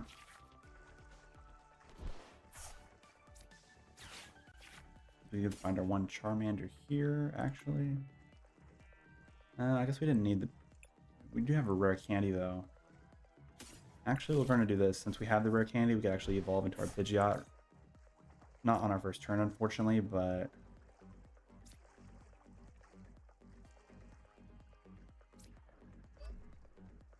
Yeah, put that there. We'll call it good there. So next turn, we're going to rare candy into our Pidgeot. Because it allows us to evolve into a stage 2, but we can't do it on our first turn, unfortunately. We have to wait.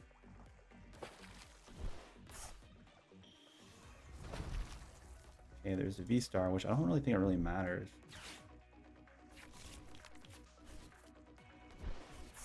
His V-Star ability's not ready yet. Oh, but the water energy looks dope. Look at that.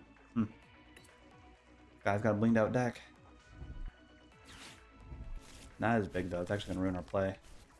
If we get a rare candy in any of our sets, it's actually really good. If we get a rare candy with our Charizard, that'd be perfect. But we do not.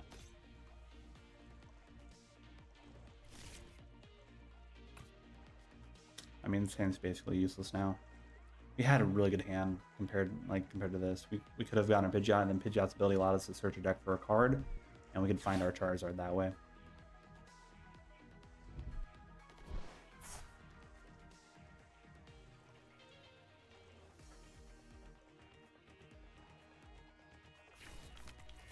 Wow, look at that.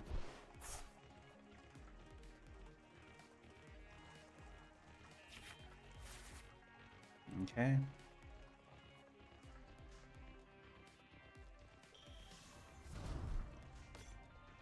This guy is cycling a lot better than we are.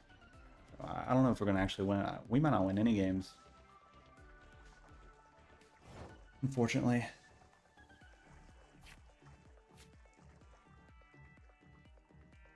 Yeah, we didn't play very much Hearthstone today. We played like 4 games, I think, and then we got talking about Pokemon.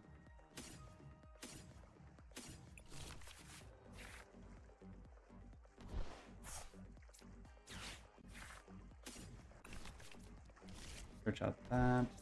Evolve this. Next turn we'll evolve into our Charizard, and then we should be fine. I'm gonna put this other one right here, I think. All good there. Yeah, no, we played some Big Demon Hunter, and I think we went 2-2 with it. So just 50% win rate, nothing special. And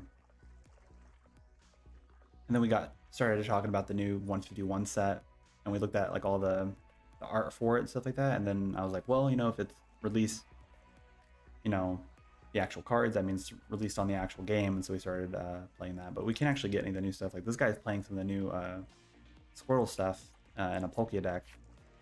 But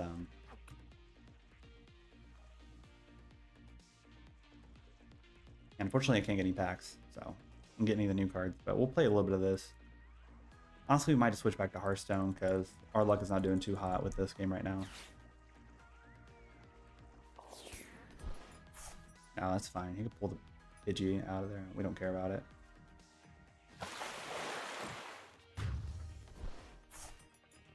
No, I don't know why he did it that way. 3 more damage for each card they took. That deal is how much? 210. Might just do this first, actually. Oh, there's a rare candy. Okay.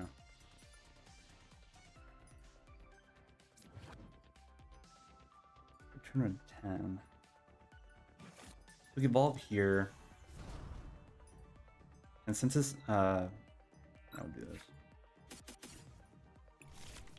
So we'll attach one there. Attach one there. I guess we'll put that other one there. We don't need 3 onto this.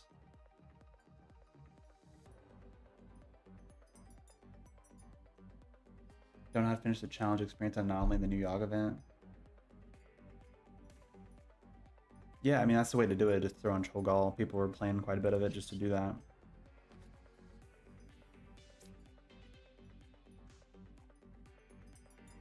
I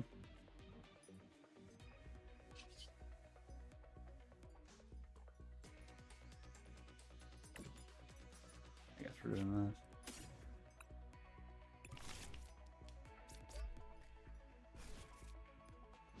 He really shouldn't be able to take this out at all, I don't think. 10 more damage for each bench Pokemon. 140, 200 damage. Yeah, he doesn't kill us.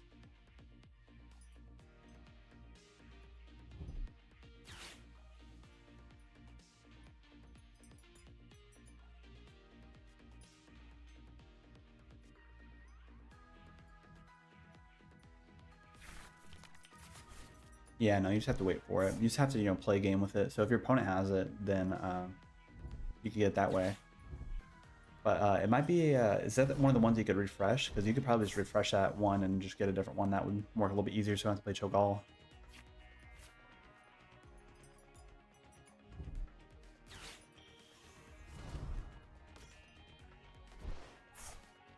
Okay.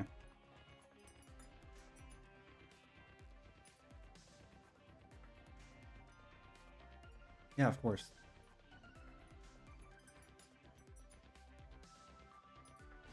It might have anomalies still. I'm not really sure, to be honest.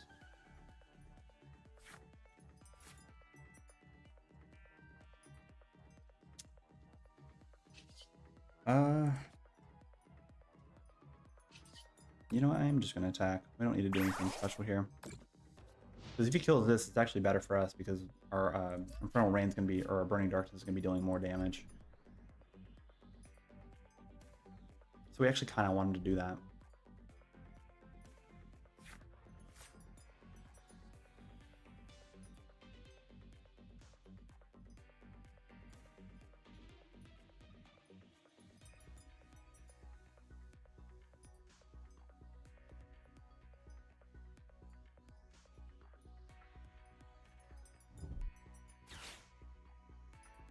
What does that one do? Oh, but it's a Lost Zone. Okay, that's kind of cool.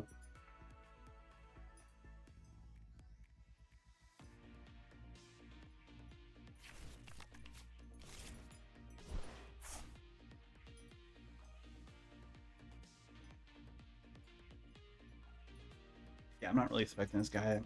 Because the moment he knocks this out, He's going to take 2 prizes, so he's going to be down to 3. And then our Infernal Rain's going to be able to knock this out, and then basically anything else that happens. So I don't know why he's attacking, really. He shouldn't be doing that. We just put this here, and then we just win.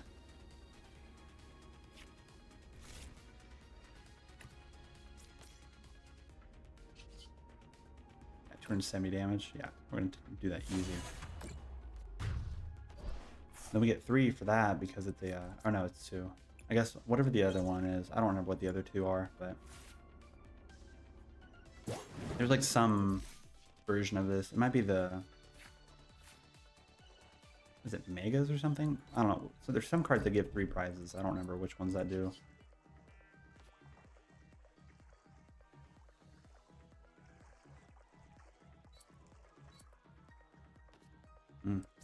Sure.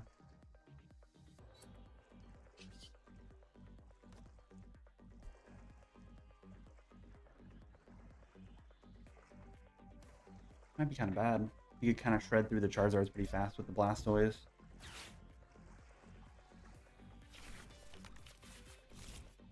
And you could one-shot anything if he just discards 2.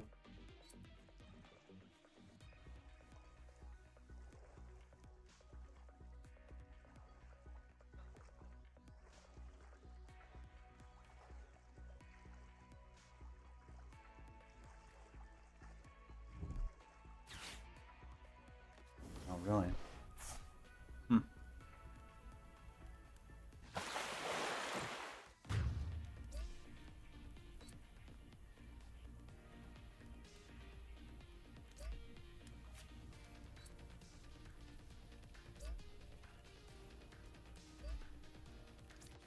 not even sure how much this deals. We might have to like boss order into the Blastoise here. 300? Okay, so we can't take out the Blastoise.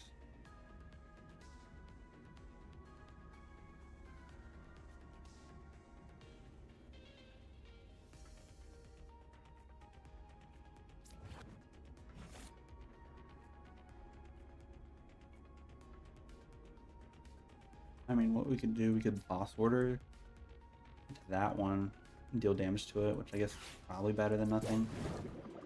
Can't attach 2 onto there, so it's easier for us, I think. And it's 270. Yeah, and this one, okay, it doesn't. Yeah, this is fine this way. I won't be able to attack with it at all because it doesn't have any energy attached to it.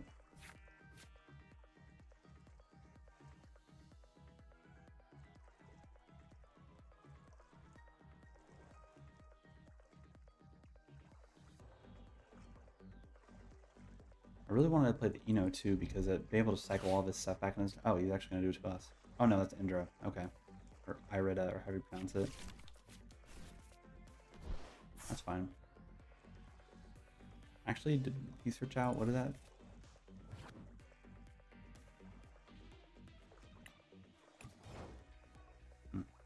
He passed.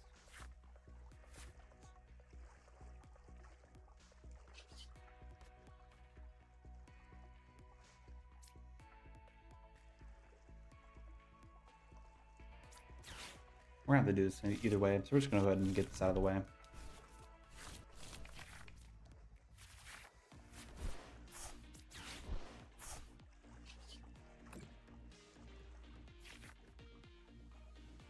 We had the Pidgeot in hand, might as well do that.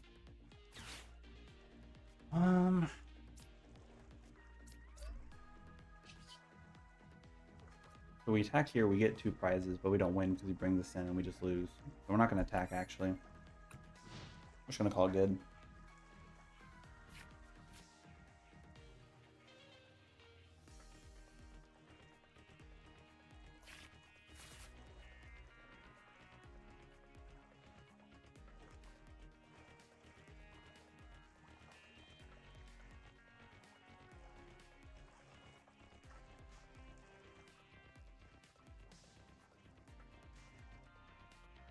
Kind of like in an impossible situation here because he was able to cycle the deck a lot faster and it took us a lot longer to get our Charizard set up. So the moment he gets this on the board, he's just able to one-shot this no matter what. He discards 2 energy from it and then we just lose.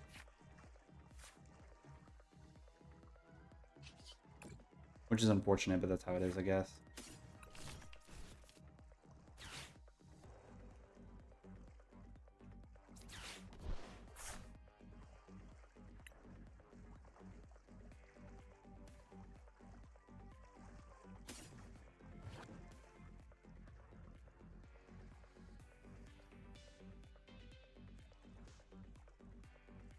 Hmm.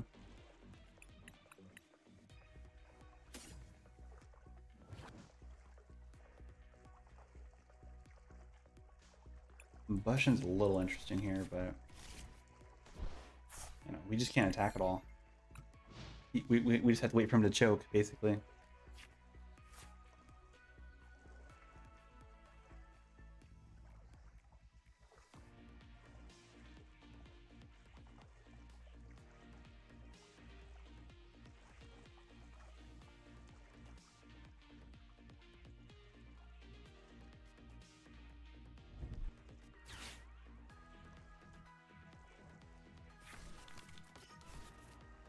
That doesn't really change anything for him at all.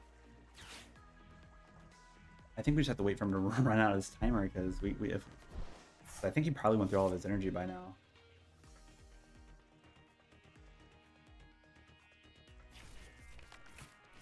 Yeah, there's like not much else he could do because you can't retreat this out. It costs 3 to retreat it, so it just sits here.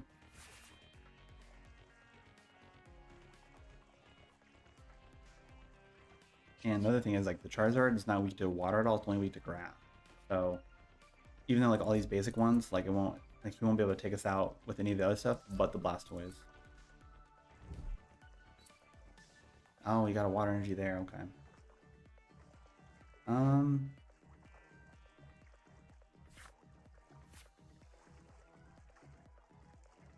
Yeah, we're just gonna end the game. Like we're just gonna lose this one, unfortunately.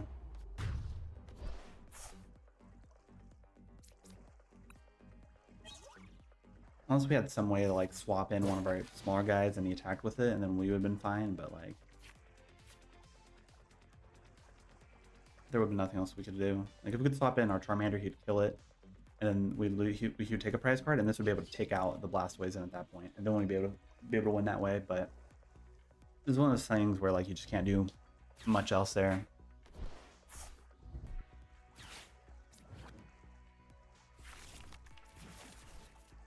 Okay, well, got a lot of energy there. He plays quite a bit of energy stuff. It's kind of interesting.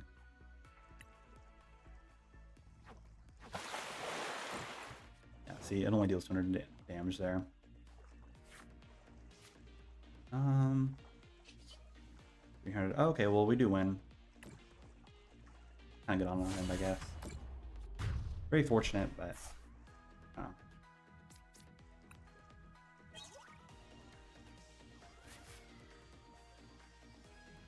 Blastoise is pretty scary. Maybe Blastoise will be a little bit better than I thought it was. Maybe Venusaur isn't too good. Because Blastoise is just able to shred through anything. There's nothing that's big enough to even take it out.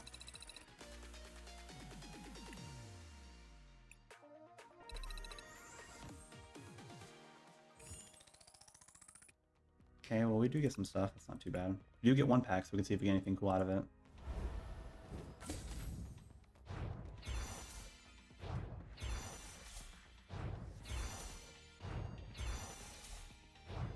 Oh, we got a full art Pidgey. That's cool. Oh, and I don't remember what this one's called. I think it's like the signature rare for the Ice Cube EX, which is cool. Pretty big pack. Got both of these. Yeah, the illustration rare. Yeah, that's pretty cool, but not bad. Let's see. I don't even know if that's enough to buy anything. Yeah, we can't even buy anything with their crest, unfortunately. But we'll end the not in the stream here, but we're just gonna exit out of this. I'll go back to Hearthstone.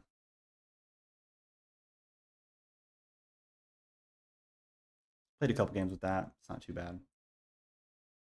I'll drop our guy back down here.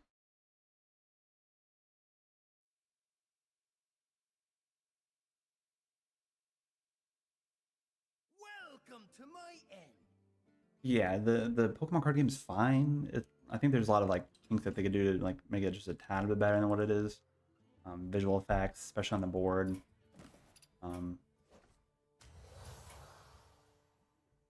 Like outside of that, it's not a bad game. The game is kind of confusing at some points, and you do have to like play it. Played a good amount to actually, you know, get good cards. So you have to invest a lot of your extra time into it, which can be a downside, can be a plus side, however you look at it.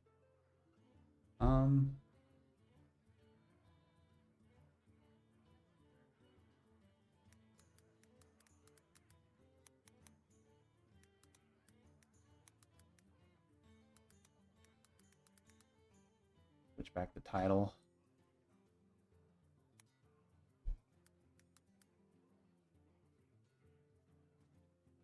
Okay.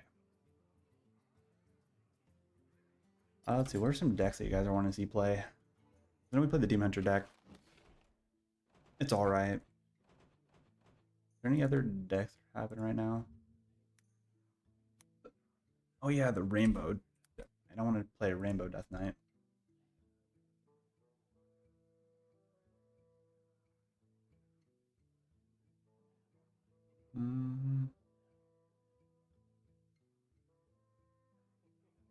Okay, I guess we're gonna build our own.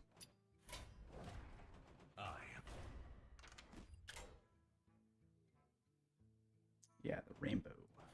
Custom, go boop, boop, boop, boop, boop, boop. Okay. I know we want to do like that. We probably want Renfall probably, but we'll see.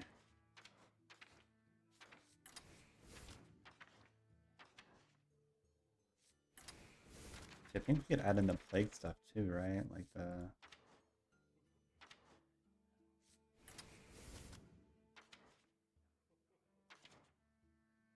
I guess there's not much plague.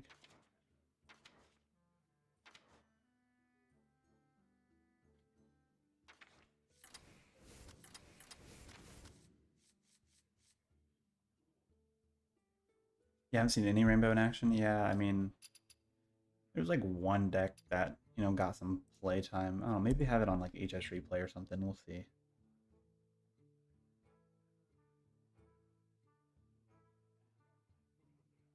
Yeah, it's not even considered a deck anymore. That's so funny. Plague took their spot. Probably want all that stuff.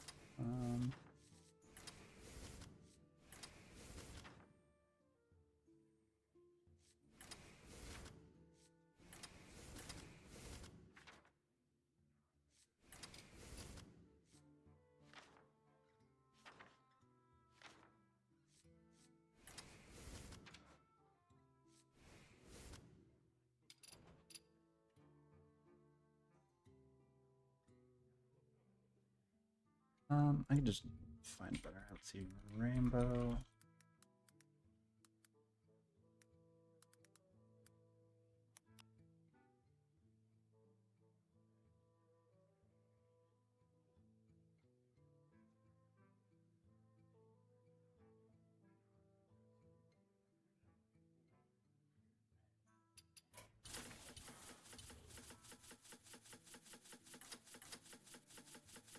This one was back during the Festival Legends, so yeah, basically you need like everything that like triggers this, but we don't want Denathrius because that's too slow. That's too slow.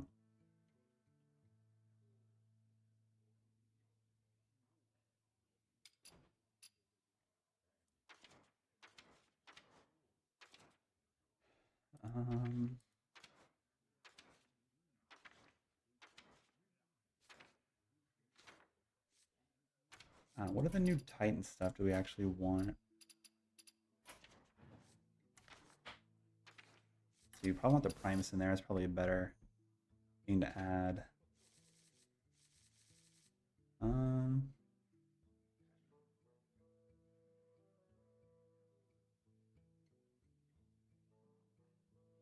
Yeah, Down the Ships is pretty good.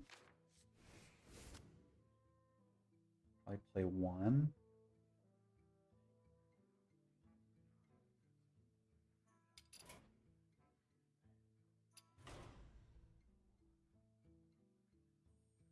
Okay, we'll try this out, see how it feels.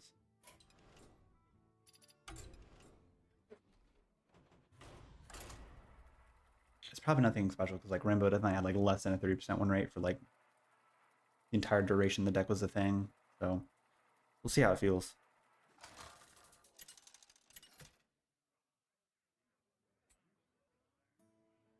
What spins a corpse in the build? It's the horror guy and then Defrost.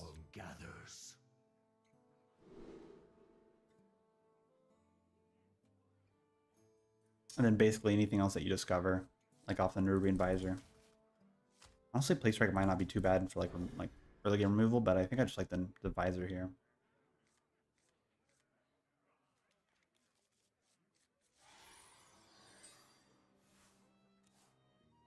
Guess who? Snuggle. Hmm.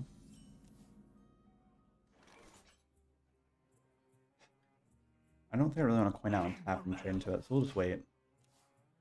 We'll do it next turn.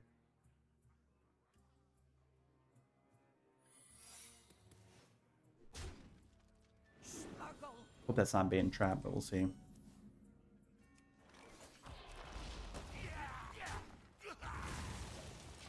Okay. Yeah, hidden meeting. Fate will be Oh. cut short. A little annoying. I guess next time we can play this and tap and trade into that. All good that way. Or play this the new Rin Visor by itself. Probably just want to remove it.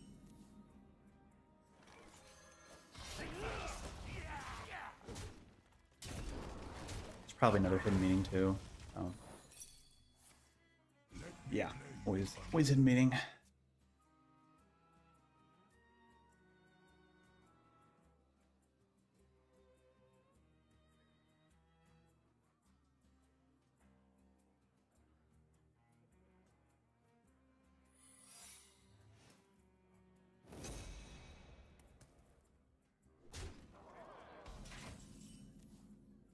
You know, there's a big card. Who here can spell Zinjari? Anybody? Blood tap's really good actually. I'll point that out now actually. That's gonna be 5/8. We can play his next turn, and that 5/8's gonna stick on the board pretty well, I think, unless he has like a star power. But there's a chance that he doesn't have star power, so if he doesn't, this will kind of, you know, do quite a bit. And then we can also play the Hollow Hound to regain some HP back as well. The following turn. So, I'm not really worried about that. Sharp arrow, sharper aim. Yeah, the mill DK is pretty cool. It's just like it's such a big combo that takes so many little like elements that you need to make it happen, and that's the reason why it's not good. But when you get it off, it's really fun.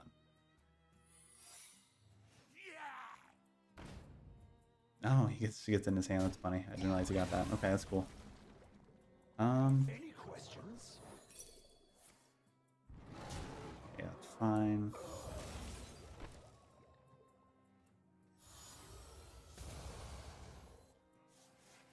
Honestly, fizzle with that's probably not terrible, so we'll do that now. And also if it's oh, okay, so is it zombies? It is zombies. And they'll stay alive, so that's cool.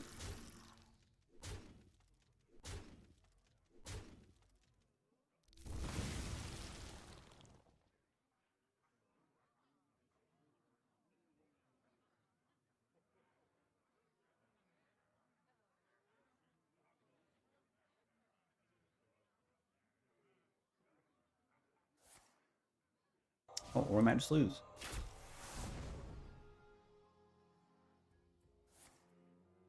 Imagine drawing 5 cards off of that, good lord.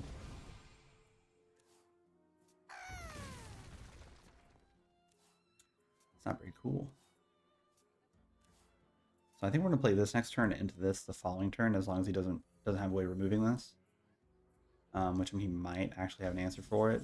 So have to hope and pray at this point, I guess.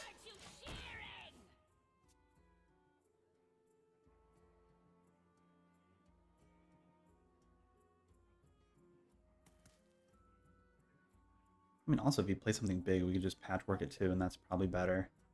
But if he goes wide, it's probably better to play the Hollow Hound as well. Yeah, Celestial Shots are really insane. Especially with the draw, like, he drew 5 cards off of that play. It's pretty big.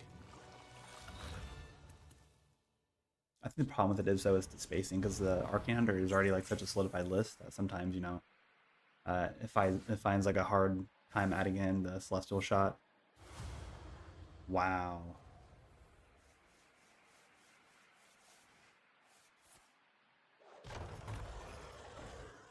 Okay, I mean, that's not completely terrible. So, play this. Right there.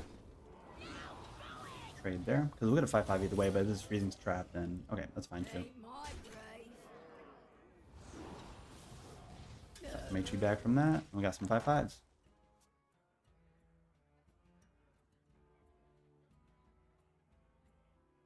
Yeah, the kind of the downside of this is like you have to really wait and spin your corpses, and it's just too slow of a card.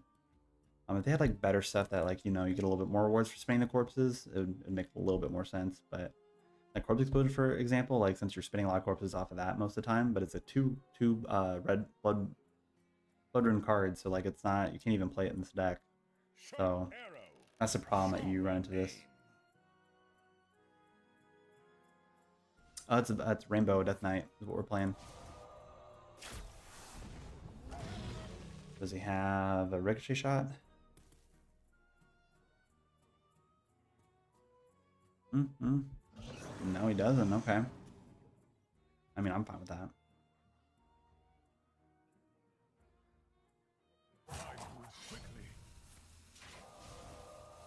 Oh, I mean, it's close to lethal.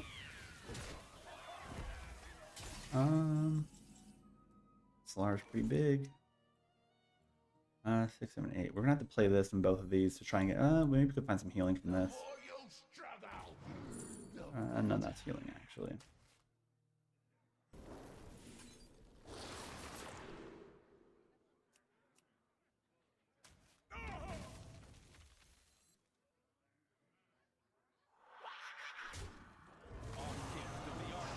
I wish this froze. We should have played it and played it with this. That might have cost us the game.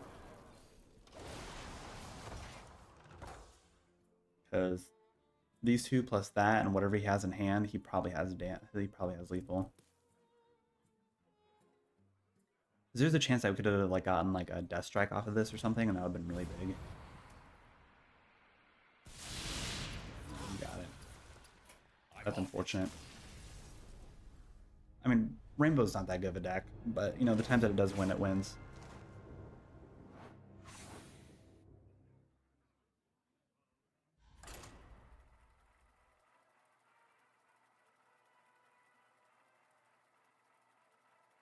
I'll try some more games with it.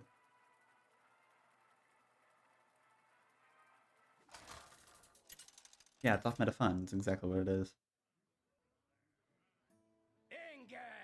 Ooh, Warlock.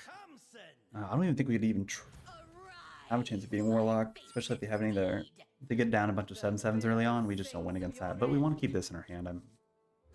The spin 4 corpses to resummon a copy of this that's the real spender of the deck. So.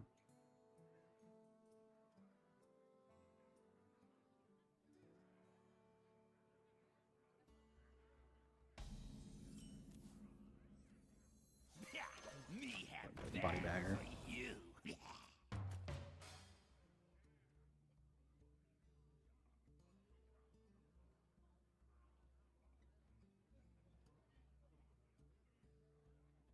You here for the tour?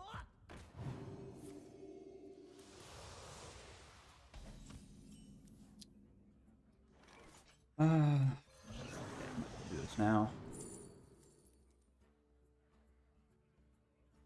I like the Necrolite.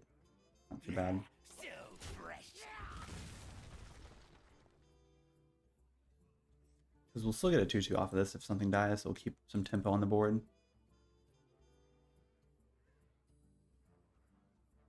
Although he did keep a lot of hands in his own king hand, so that might be a problem too. I mean, he forged something as well. I'm gonna go ahead and attack with the weapon too. The more pressure, the better, I think.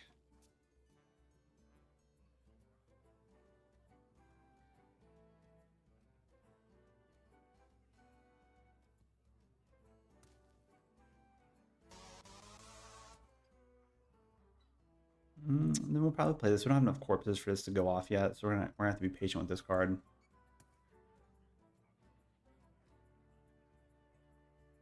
Does he have the Forge of Wills? Eradication's fine. Orian's a little bit more aggressive. We'll do that, it's fine.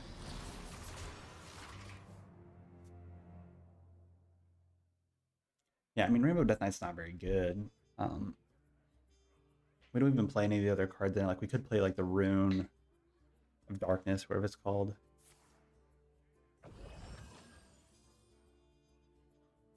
And get, like, weapons, but... Now, maybe it is something we should add to the deck, because it does spin corpses, which is not completely terrible.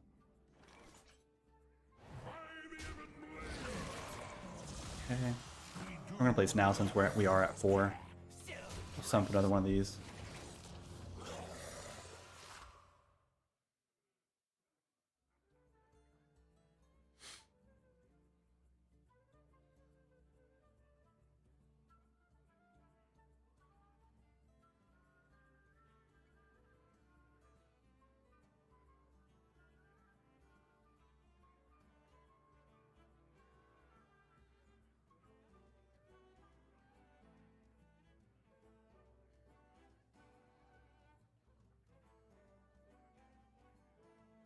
That's true.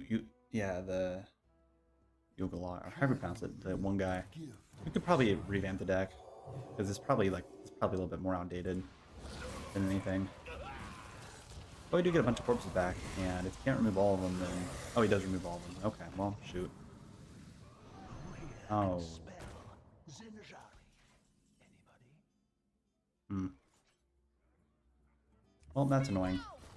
Any questions?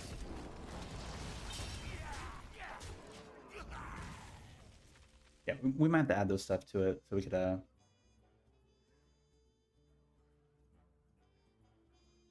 really didn't help you complete it, really? It might only be required for standard or something like that, or like wild. One of the actual like game modes that like has like where you like earn stuff from it, I guess. So I believe it's considered like a standard or like a actual like event through that from that game mode. So it might have to be like in standard only. Yeah. I don't think casual does actually complete quests or whatever. So. Any questions?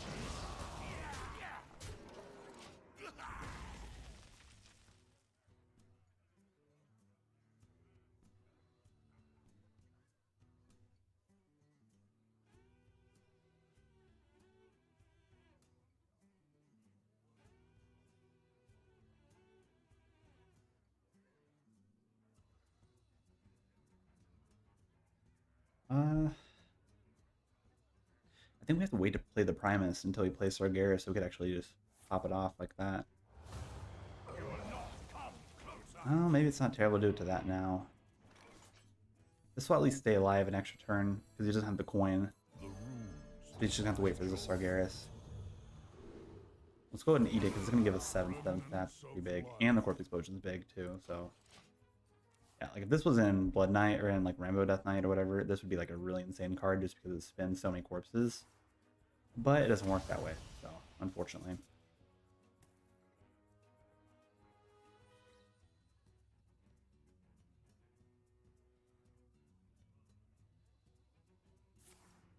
Oh, he got a deadly shot off of that? What is this guy's luck?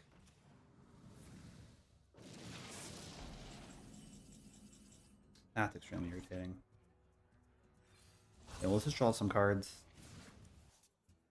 Aslar's not bad. We can make this be really big. We just have to like wait for him to fill up the board with a bunch of stuff and get the corpse explosion it. And then we could maybe have a way of lethal off of this or something. He just needs to play the Sargeras so we can like actually be fine doing all that stuff, so we just have to be patient.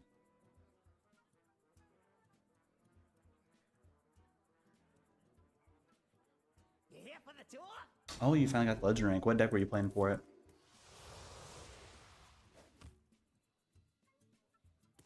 I mean, if he doesn't play anything else, we just drop down Aslar and win, so we might just get a win that way. The dude just kind of opening up really poorly. He didn't really have much of answers for anything.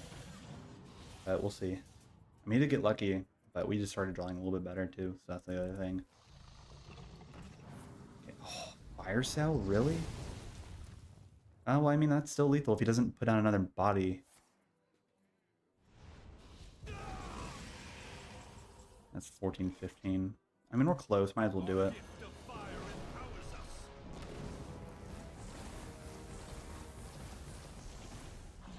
It puts him in range, and if we, like, Top deck down with a ship, it might be fine.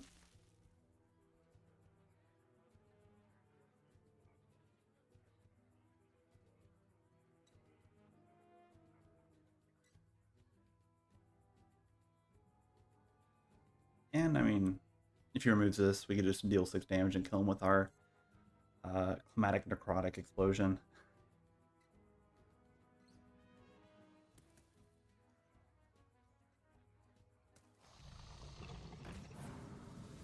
Oh, you get the draw 3? No, he got the mana crystal back. Okay. That's fine. We know he forged 1 card in his hand, so we know he has a Watcher. And he's probably going to play it and try and remove this. And we won't have lethal off of that with this, but we could, you know, try and push it. It might be a counterspell or something. Or an ice block, I mean. Oh, no. Okay. Well. It's going to feel really bad as a counterspell, so we might not want to play this. The more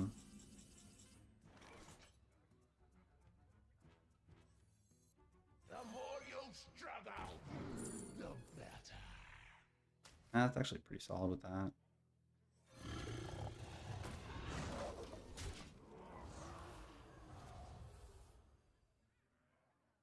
We don't know what it is yet. We're going to have to be patient. We could have like risked it and try and go for this, but off chance it was counterspell, we didn't want that to happen, so we'll just have to see.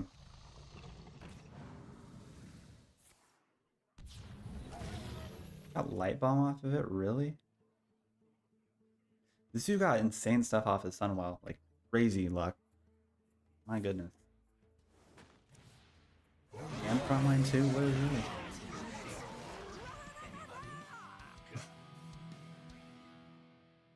I'm swelling. I mean, I think the guy's throwing now, but I'm not. I don't even know.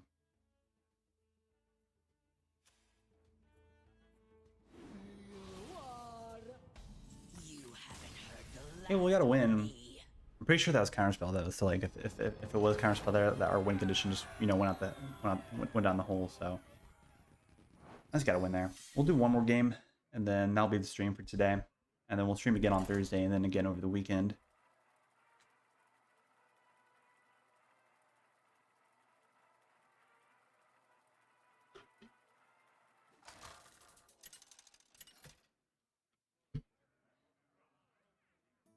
The Lich King versus Jaina.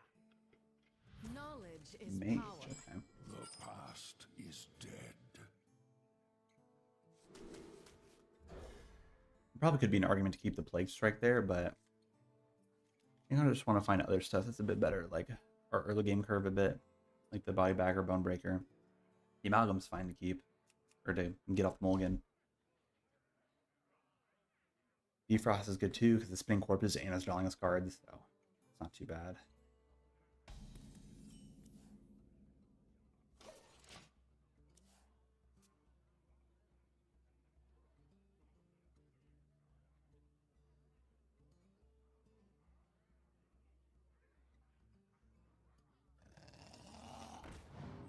Yeah, Patchwork could, you know, hit Sif, and that might just be a win in itself. So if we get lucky, you know, Patchwork might be the win condition here. We're gonna have to wait a little bit longer though for him to play more stuff, so we know that there's less minions in his hand and deck. Yeah, I like him playing both his Arcade Worms, both his Prismatic Elementals, Inquisitors, Creation, like that guy. All those little fun things.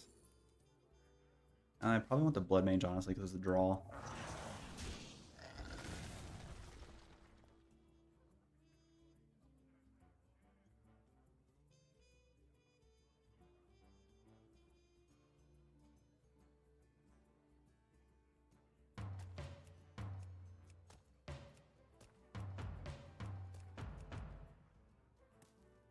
Audio processing.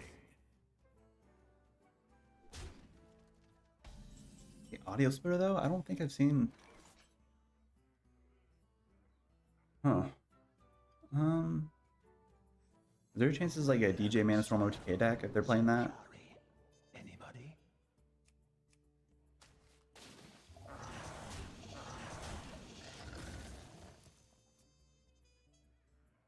Like, that's like the only reason why they'd be playing it, right? Like I don't think audio is played in any of the other Civ decks. Hmm. Yeah, you're just confused. Yeah, I don't like it'd have to be a DJ Manastorm deck if they're playing the audio splitter. I might be wrong. I've seen other mages not play it, but like those were like 3 or 4 months ago. It's been a while since you've seen any like deck that played this.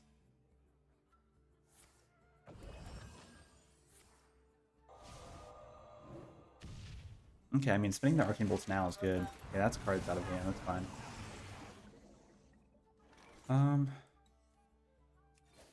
We tap, go there, play this. The Frost Strike to go off. Try and find probably another Defrost or something else I could. Maybe want the Acolyte of Death. I think I do want that actually. Because the draw is pretty important here. And that's getting buffed as well. Could be Raw Math Mage. Yeah, that's true. Most of the time, Raw Math Mage is in like a 40 card version. So I haven't seen just Raw Math. It's always like Raw Math and Kel'Thuzad or something. And so it's like a heavy like skeleton control mage or whatever you want to call it. But this isn't the 40 card version, so I think it's it's probably Sith, but I might be wrong honestly.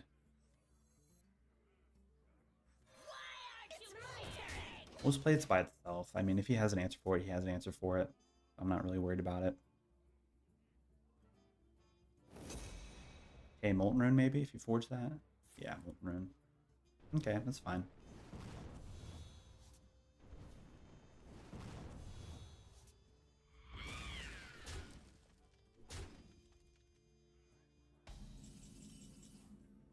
Okay, Obliterate. Do we want to risk the patchwork here? Yeah, Sith mage with extras, or it could be Yogg. I mean, I think every mage is now running Yogg anyways, so let's go ahead and drop this down. I guess we could attack first with this, so in case it dies.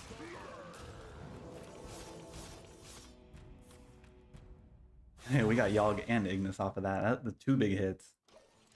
And his Yogg was only at 11 too, so that's pretty solid. I think it might just be like basic control mage and it has Yogg and like maybe Ramath in it too. Oh, Norganon. Okay, but we have Obliterate, so we're not really worried about that at all. And he probably goes for the secret first. Oh no, that's fine.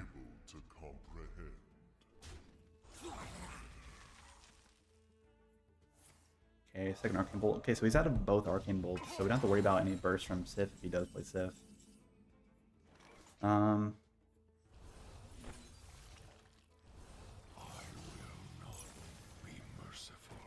Go and play that. I'm gonna spin 4 corpses. This is gonna go up more. Look at that. Not that E damage, but only sums up 5/1/1s, which is not very impressive.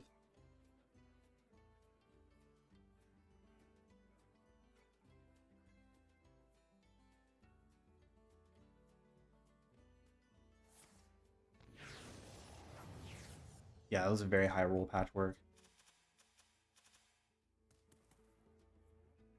Honestly, if it hit the Sif, we would have had a higher chance of winning, but since the Sif didn't get hit, I really don't know.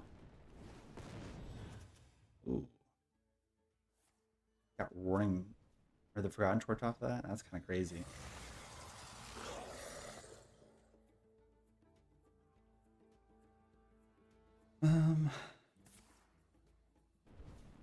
Okay, that's fine. Audio processing. Another audio splitter. Okay. Well, there's still another card. He hasn't played that other card he got copied, so I'm not really sure what to expect from that. I think I might just drop this down because it's healing. Spin some more corpses. We'll do that.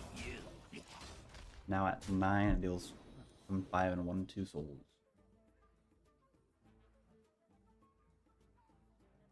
Yeah, more minions just to heal, but honestly, it's not that big of a deal. If anything, the stuff he has in his hands like moderately expensive, so it's not like he's gonna be able to do like one turn of huge burst damage. So I think we should be fine. And I mean, in reality, he's only played Arcane Fire and like I think 1 Frost, 1 Arcane, so he's only like 4 right now. He hasn't played very many other spell schools or whatever you want to call them. My So. powers are never truly gone. Oh, well. Hmm. One more death can't hurt. Yeah, so it's my turn.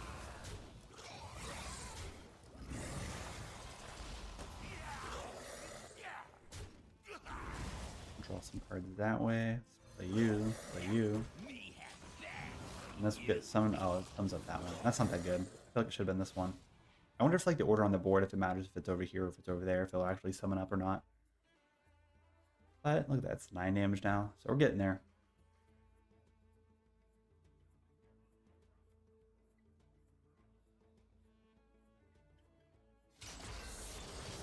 What? Is Gaia? I think this guy's just playing this mage deck just to play it. I don't think he's actually trying to like competitively, you know. I guess we were also just playing the deck just to play it, so it'd be that way, I guess. We are going to burn some cards though, which is actually a little unfortunate. It's actually kind of crazy to have the Gaia there for that reason.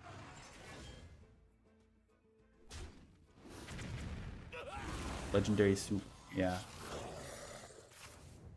I guess all those burns don't really matter. I mean, the Prime's is kind of big, but... Or, I mean, the Fizzle. Prime's still in the deck. What? You might. Okay, we'll burn that Aslar there. And the Banshee. My goodness. We can play that. Heal 4. Heal 4.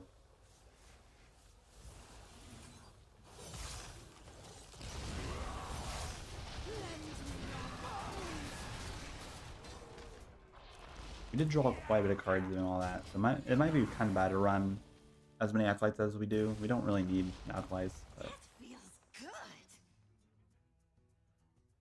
it's fine. We're getting there. We're spending our corpses, so that's the big thing.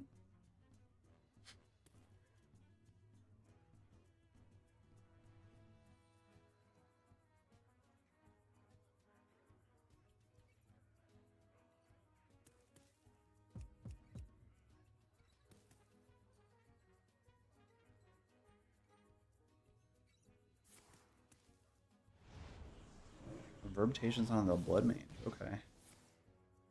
Oh. Well, good thing we have our Hollow Hound here still. You got 2 rushers off of that? That's crazy. Okay. Hmm. Hmm.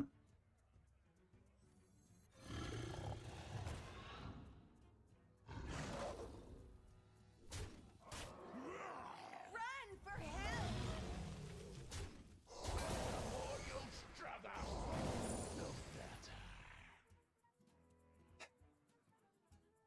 Probably the Tomb Guardian because you actually play it. Or will not actually play it, but like spin corpses for it to make this a little bit better.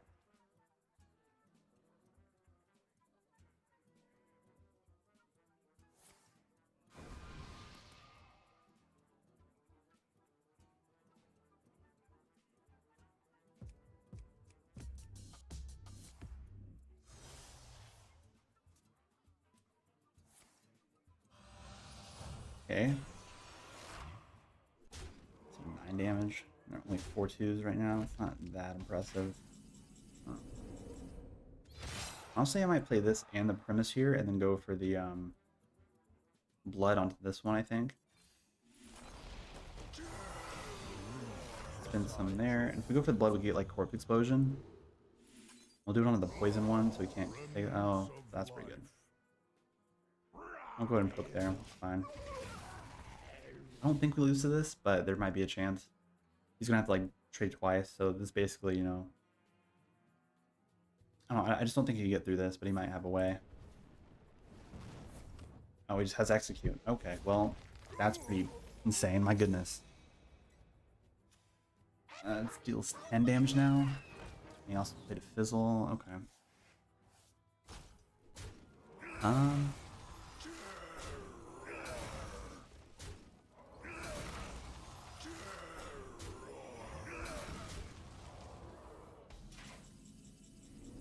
will not tolerate insurrection. Can spell Zinjari. Anybody? This is good. I guess we get corpse explosion or something. Okay, I guess we don't.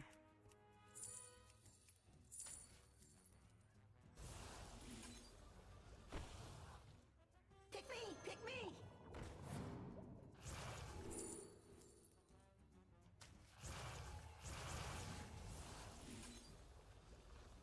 Destiny calls to you.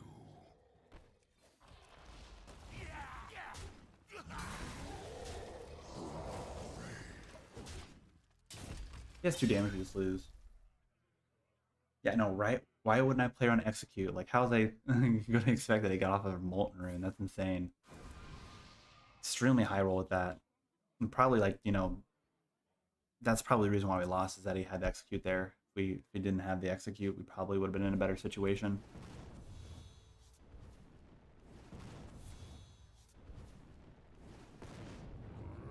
It's unfortunate. It's very close, though. Like, there's times when the deck feels fine, and there's times when you really know it's like, oh, it's not that great. I guess we can add in the new stuff to it, because we were talking about doing that, so let me go and do that, actually.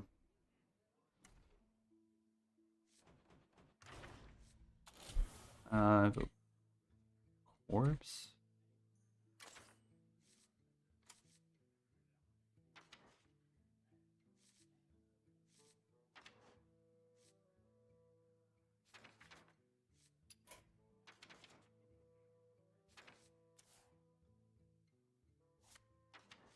I know those are very good. So probably a good thing I don't have those in the deck, honestly. So we want this guy in there.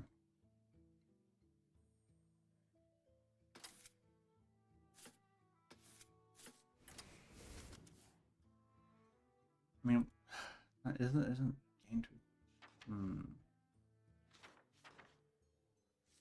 Maybe we do want the runes of darkness in there too, over the bone breaker. The spinning the corpses would probably be better than anything. We might want the geist as well.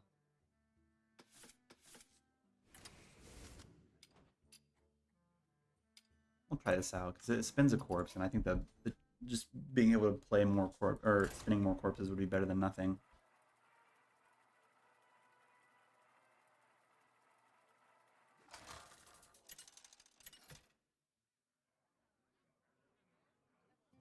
The Lich King versus Uther.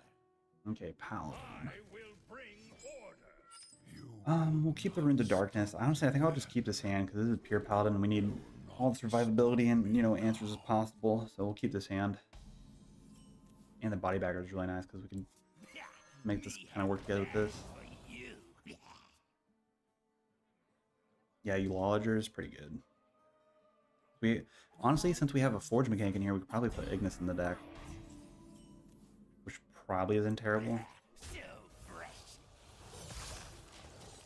And I am right, this is probably pure Paladin judging by that, so we might be having a hard time with this deck. Or against that deck.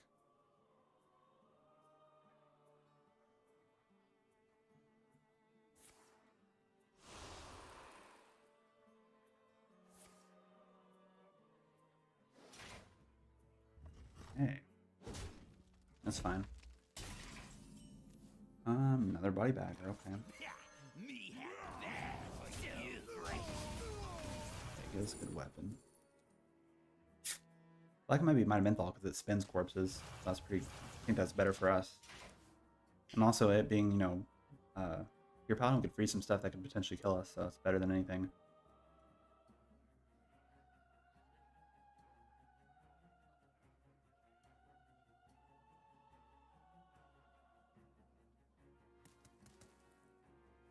Easier to draw blood than staunch it. Light dims, but we fight. Okay, I mean, he's able to rush it, but I don't think that really... Oh, he's going that way, okay. I mean, that's fine. I think I'll wait to play this. We'll just tap and go face. That way this is, like, actually ready. If he does drop down 3 minions, which, I mean, he might not even do that. But if he plays, like, the big gun guy, The Buffett Big Gun. We could freeze all 3 and then play this the following turn, and I think we should be good. Oh, look at that. Just gonna spend our corpses.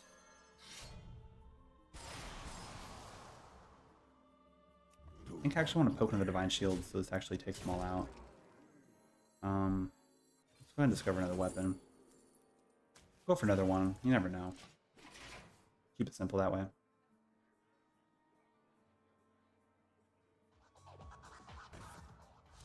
Oh, okay. Need a bit more spice over here. And he plays a jukebox totem. Reporting for duty.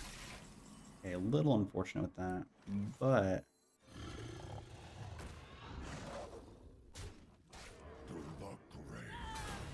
can't be too bad here.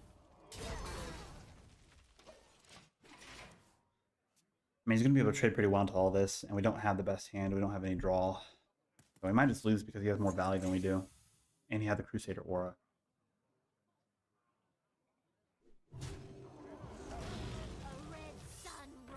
Yeah, I mean, I could have went face there, but I wanted to pop the Divine Shield so I get more value out of my Hollow Hound here, but... Yeah. Oh, well, we top deck another one. That's actually kind of big. Still think we lose.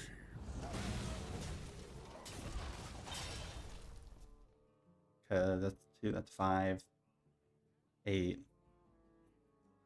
12, 13. Okay, I mean, we'll go down to 13 HP, but... Oh, it is light race too. Oh my god. Reporting for duty.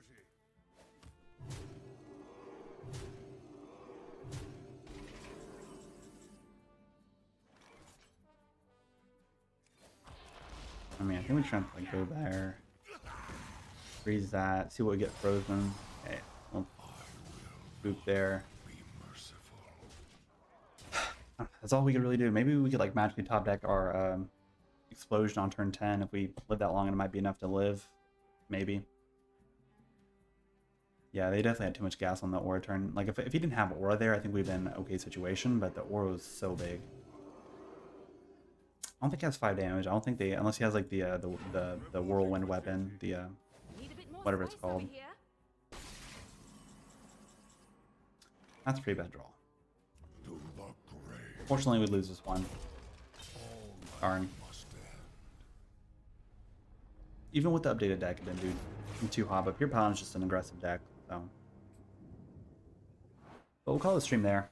We'll stream again on Thursday, and like I said, over the weekend, I think I'm going to stream some Pokemon, so stay tuned for all that. See you guys later. Thanks for watching.